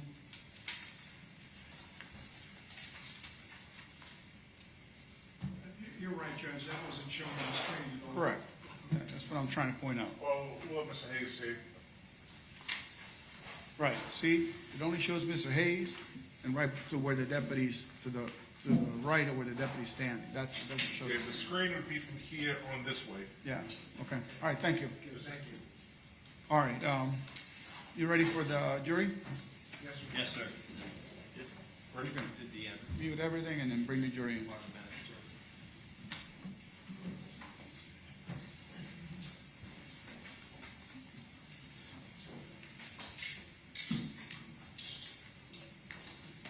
I sure hope the next witness doesn't speak fast.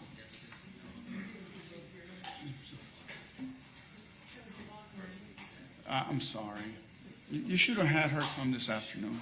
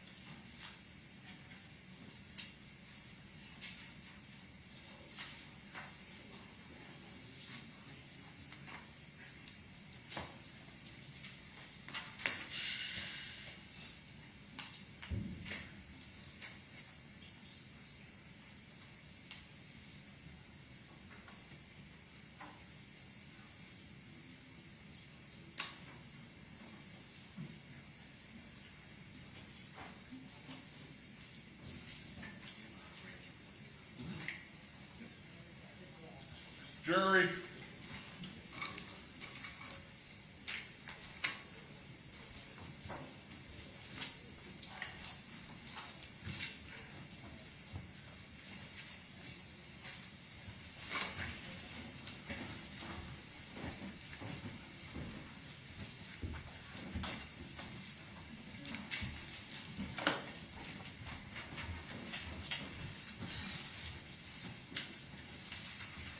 The jury is present and seated. You may be seated. Cameras on. Defense, you may call your next witness. Your Honor, the defense calls Dr. Hyman Eisenstein. Okay?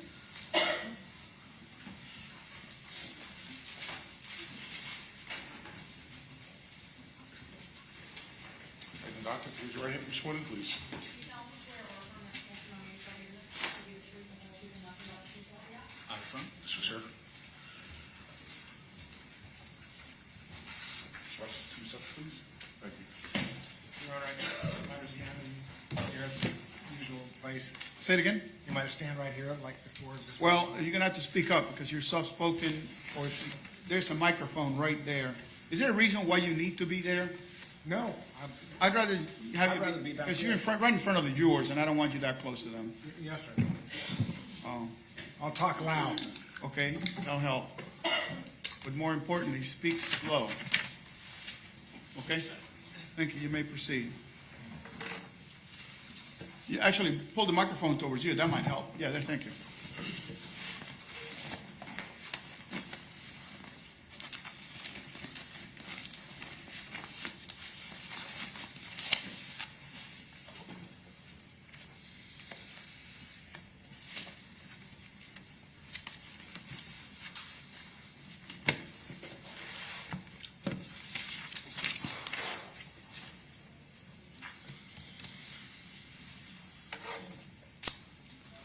You ready? Make sure you speak loud and clear into the microphone and slowly. You may proceed. Dr. Eisenstein, would you please state your name and profession for the record? Good afternoon. Dr. Hyman Eisenstein, licensed clinical psychologist. Can you tell us about your educational background as it relates to neuropsychology? I obtained a double master's from Loyola University in Chicago. I obtained my doctoral PhD from the University of Health Sciences Chicago Medical School in 1982. And how about internships, residencies, or fellowships that you have participated in and completed? I completed a one-year pre-doctoral internship at Fairfield Hills Hospital. It's a large state psychiatric hospital in Newtown, Connecticut. I completed a one-year postdoctoral internship at the Yale University West Haven Medical Center on the epilepsy unit. And of course, ongoing seminars and continuing education. Are you licensed? Yes, I am. How long have you been practicing as a psychologist? I've been practicing as a psychologist for 40 years. In what specific field are you certified or a diplomate in? So I am board certified in the American Board of Professional Neuropsychology.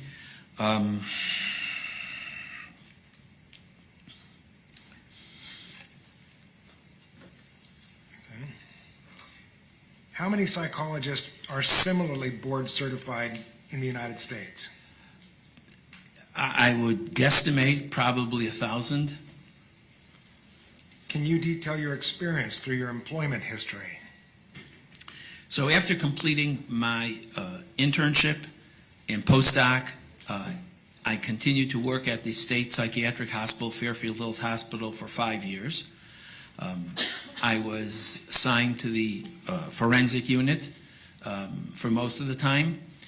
That's where patients were deemed for a variety of reasons they couldn't be adjudicated in court. They were sent back for treatment. In 1986, we moved to Florida.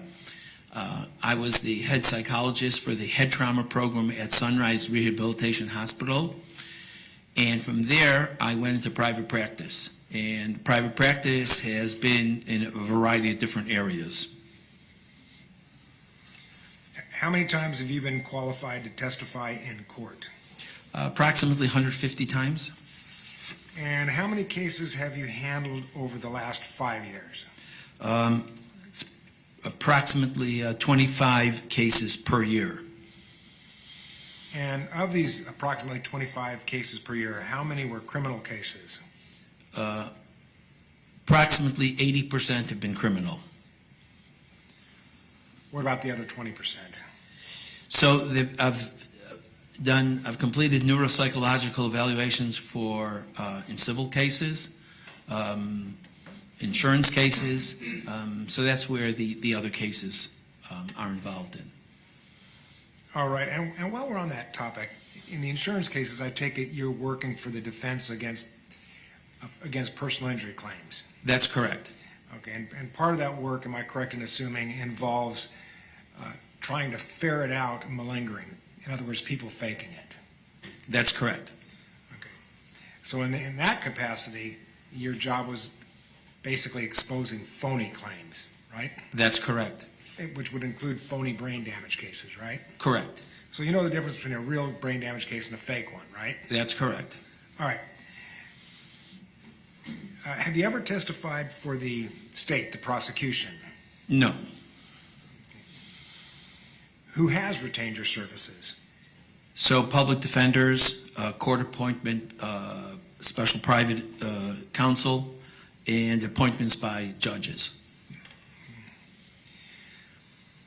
And do you have to do continuing education classes to maintain your license?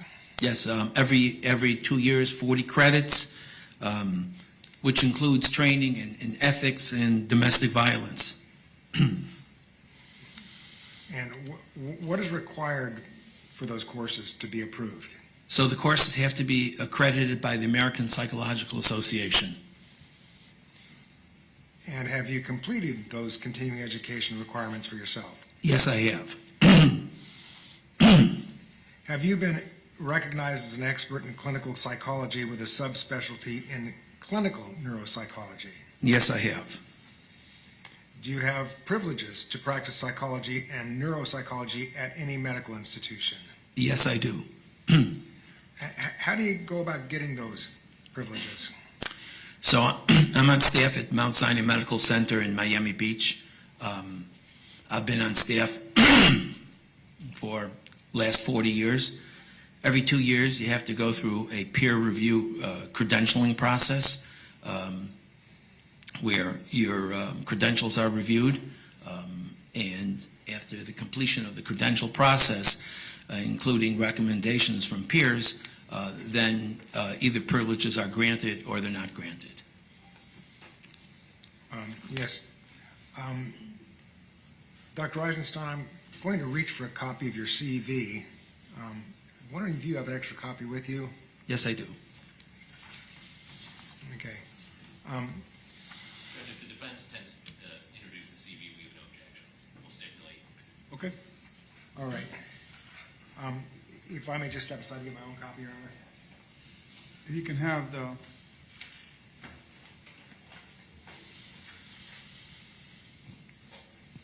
clerk mark it. Yes, sir. Council member Chu. I've got an extra copy, Your Honor.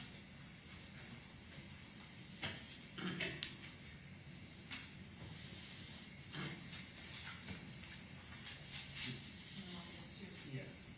That will be admitted as evidence. You may proceed. Thank you.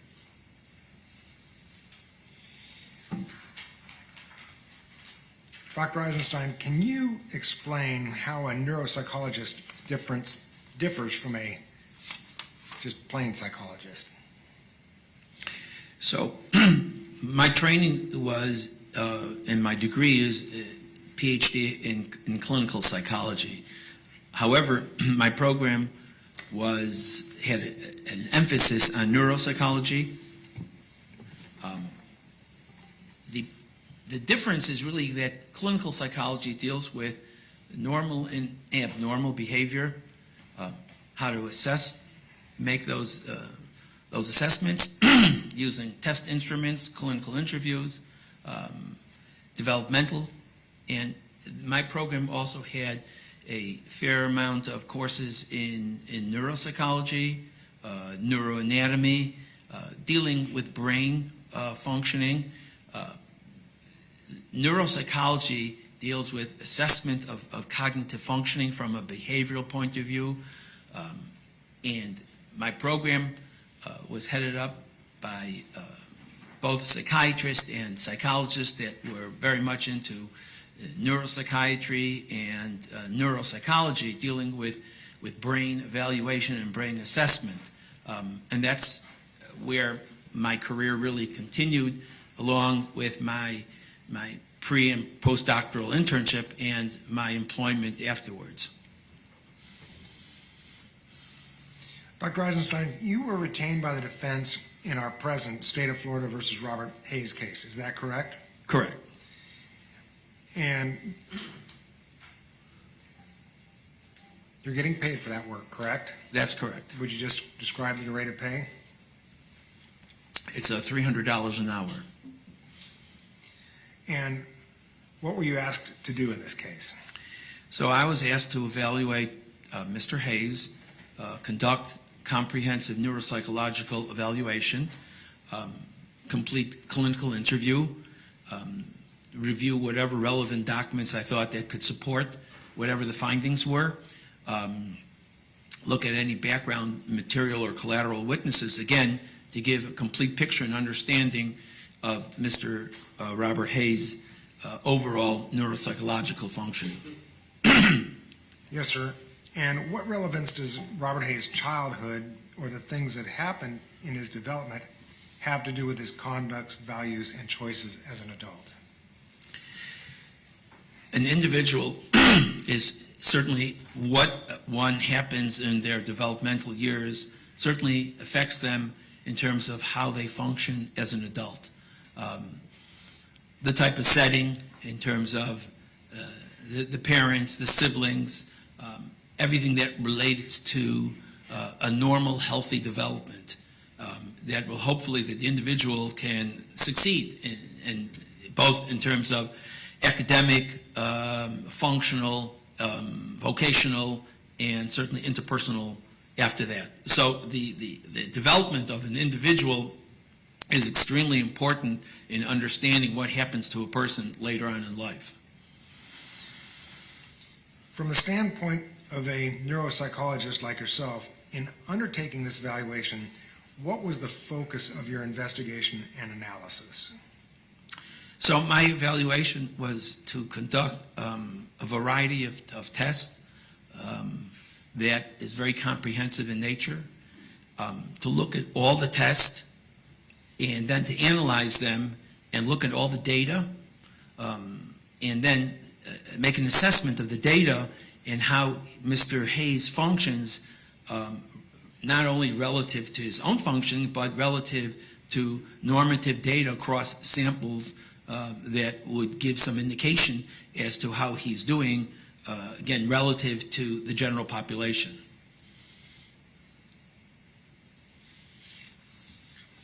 What information did you gather or review to prepare yourself for your testimony today? So I conducted, again, a comprehensive evaluation. Whatever materials that were relevant, I certainly reviewed, whether it was medical records, educational records, work history records, anything that would help in terms of, again, understanding from collateral sources a better understanding of what has happened to Mr. Hayes and giving a better understanding in terms of the overall assessment. Yes, sir. And did that review include employment records? I'm sorry? Did your review include review of some employment records? Yes. Okay. Did you conduct interviews in this case? Yes, I did. Who did you interview? So, interviewed his mother, Miss Florence Hayes, interviewed his fiancée, the mother of his youngest child, Miss Shorni Asumani, also interviewed his two sisters. What information did they give you? Well, there was a history of trauma growing up in his house. His father was killed when he was a baby, an infant. There was two stepfathers, and both of them were very abusive to his mother. It was an abnormal situation in terms of their sexual conduct displayed in front of Mr. Hayes. There was a significant amount of trauma in terms of the mother physically with beating Mr. Hayes, and she said, well, that was normal at that time, but today it certainly would be considered to be a child abuse. So, besides the domestic violence, he was privy growing up to violence, both in terms of physical and in terms of sexual violence, both in terms of his observations and as well as growing up in a very dysfunctional, abnormal, and far from a healthy situation. Yes, Dr. Eisenstein, and let me just interrupt myself here to remind this reminder. We've all agreed not to identify any children by name. In this case, we've agreed not to identify individuals that are connected to sexual abuse matters by name. Mm-hmm. So, don't want to slip in that area. Thank you.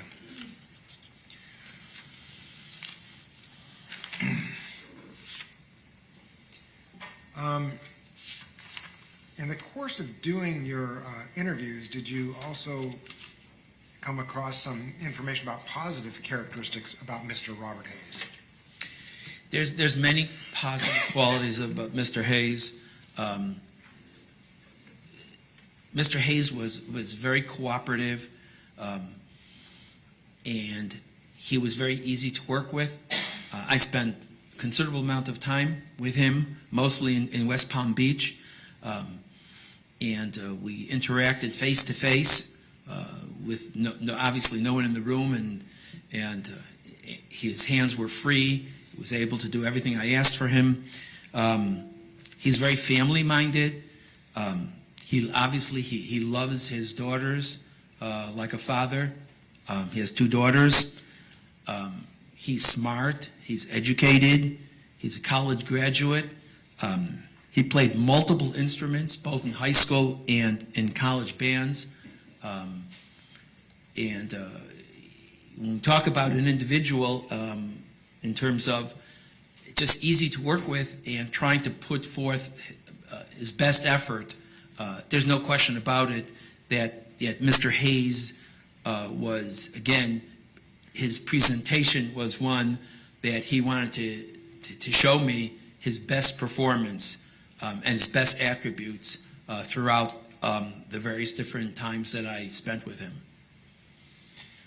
All right, and since I brought the subject up earlier, you didn't see any signs of malingering or faking it at all with Mr. Hayes, did you? No, quite to the contrary. I as a neuropsychologist, we do multiple malingering measures. Malingering measures means tests to make sure that the individual is not faking, they're not lying. Quite to the contrary. Mr. Hayes he minimizes any deficits or any problems, and he's very proud of his accomplishments, and he's very adept in terms of interacting, and so there was absolutely, there's no indication whatsoever of malingering, which as a neuropsychologist and as a psychologist, if an individual is faking, then there's very little that you can really say after that. You sort of you stop the evaluation. But here, no, in maybe a half a dozen measures, they all come back with absolutely no indications of malingering. What else did you find with regard to what others had to say about Mr. Hayes?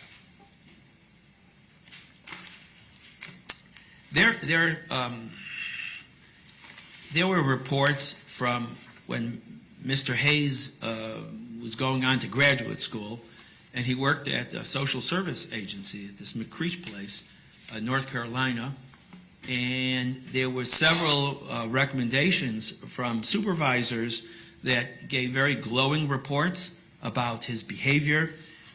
They thought that he was motivated and that he had great potential in terms of providing services for other people. They noted that he really cared about, he was working at this point, I think it was for a housing project, the people who didn't have housing, to help them. And he was noted to be as really a very fine individual that they all really enjoyed working with, and was contributing to their agency, and they really just said some very, very positive recommendations. All right, Your Honor, if I may take a moment to show the stated document.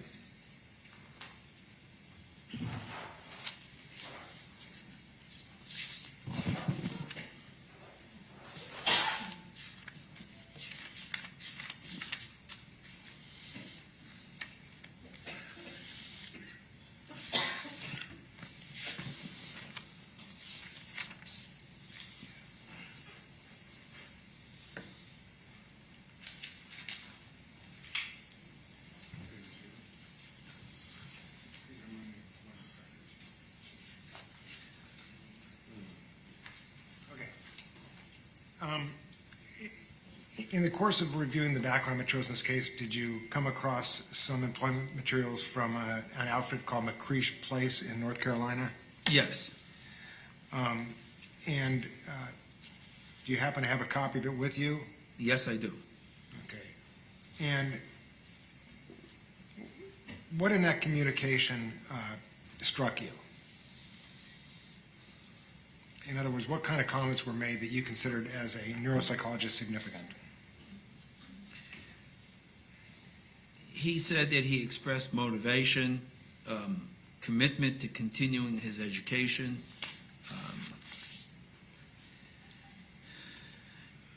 He was working with disabled men, and he had a respect for the individuals. He expressed a concern and well-being for individuals, and a desire to be part of the service community as a whole. He said he was resourceful, initiative. They even comment that he obtained some free tickets to a Bobcat game, and he gave them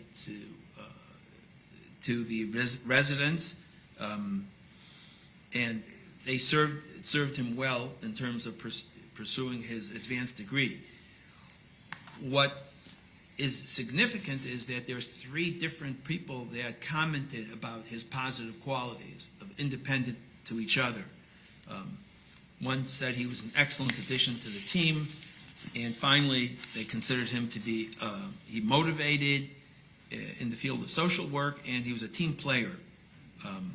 So they all independently commented about his attributes and his qualities, and certainly, his positive qualities in terms of a person and social skills.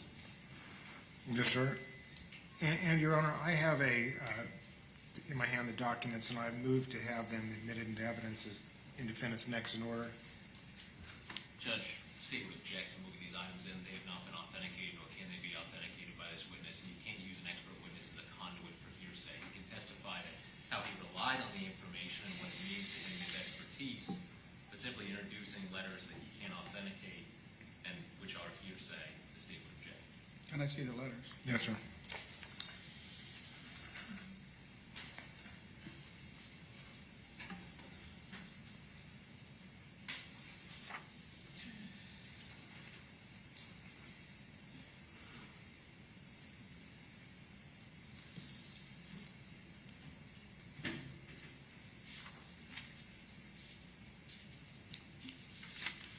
And if I might address the state's point, Your Honor, experts are under statute allowed to rely on materials that experts in their field ordinarily rely upon in reaching their opinions, even if hearsay.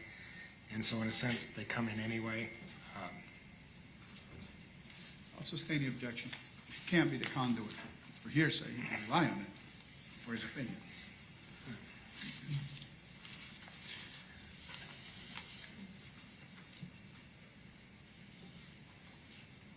And in the course of doing your background work with Mr. Hayes, did you come across any other information of such giving selfless conduct, such as dealing with blood or anything like that?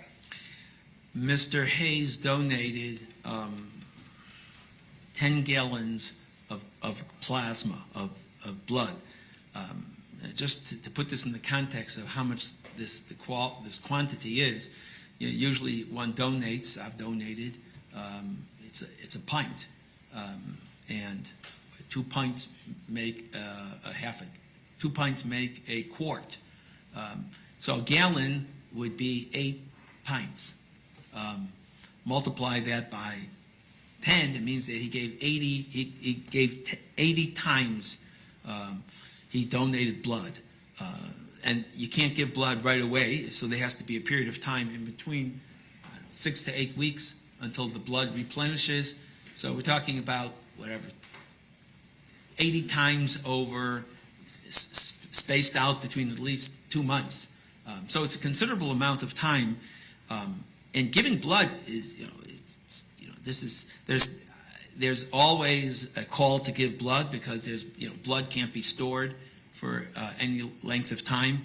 Its shelf life is very limited, and it's an act of showing tremendous amount of consideration for saving a life, and not saving a life, but saving lives. And the amount of giving 10 gallons, he got certificates for the amount of blood that he gave. So it's a very noble, charitable, and obviously what can be more worthy than saving people's lives? And he did it in a very huge manner. And Dr. Eisenstein, this just popped into my head, but you weren't here. We had a couple witnesses yesterday testify about how he baked church bake sales. In other words, he would bake, baked goods and donate them to the church for their bake sales. Is that of significance? I know that's news to you, but would that be of interest to you as a neuropsychologist? Yeah, it's certainly so that there's this altruistic side of Mr. Hayes, a giving side, caring about others, and certainly he has expertise in terms of being a chef, and the fact that he's willing to give his time and his work product of donating cakes to church in terms of bake sales, again, is the same type of behavior as the donating of blood. It shows really an altruistic side to Mr. Hayes.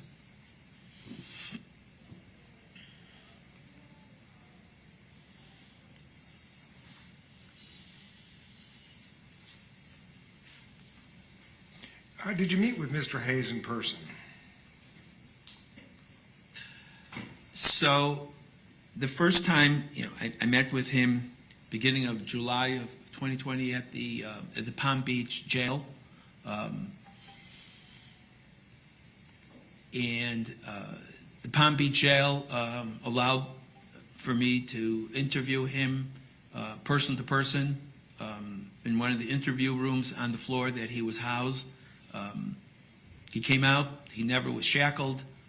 In order to conduct the neuropsychological evaluations, you need hands-free, and that was never an issue. He always was cooperative. He always came, no matter what time I came. Didn't have to announce my coming, but he was always presented himself in the best way possible, and did as much as I asked him at any given time. Okay. And did I hear something about 11 occasions for 35 hours? Does that sound right? That's correct. Yeah, I saw him a total of 11 different times for a total of 35 hours in total, and that spanned from July 2020 through November of 2021. And in the course of your meetings with Mr. Hayes, did you administer neuropsychological tests? Yes, I did. What tests? So I can go through a long list of tests. There are probably 20 different tests, a very comprehensive neuropsychological evaluation. They're broken down probably into 100 subtests, but it really includes all different areas of brain functioning, intellectual testing, memory testing, language testing, sensory perceptual testing, executive functioning. The idea is, and there's some redundancy in terms of these tests, is in order to make sure that the findings are indeed an accurate reflection of his abilities, his strengths and his weaknesses. We want to make sure that it's not fluke, chance, but the strengths are strengths, the weaknesses are weaknesses, and then after all the tests are completed, then we can do an analysis of all the data and then make a determination of what does it all mean. And certainly we respect our doctors' expertise and desire to break things down into infinitesimal little parts, but is there a way that you can kind of describe these tests in a sort of abbreviated way that will convey what you found and what mattered in your determinations? So all the tests are normed, meaning that any score is a score against an individual score against a group, and it goes along a continuum of the bell-shaped curve. In other words, 100 is an average score. A standard deviation is 15, meaning 115 would be one standard deviation above the mean, 85 would be one standard deviation below the mean, 130 would be two standard deviations above the mean, and 70 would be two standard deviations below the mean. And 100 would be 50% of the population. In other words, given, let's say, an IQ test, which I administered, and there's other tests that also had an IQ measure or standard score, same idea. 100 would be average, and then that would mean 50% of the population. And again, depending upon scores, they would either go above that, below that, and it's broken down into a variety of different subtests. Yes, sir. May we approach, Your Honor? Let's take a break. Let's take a 10-minute break.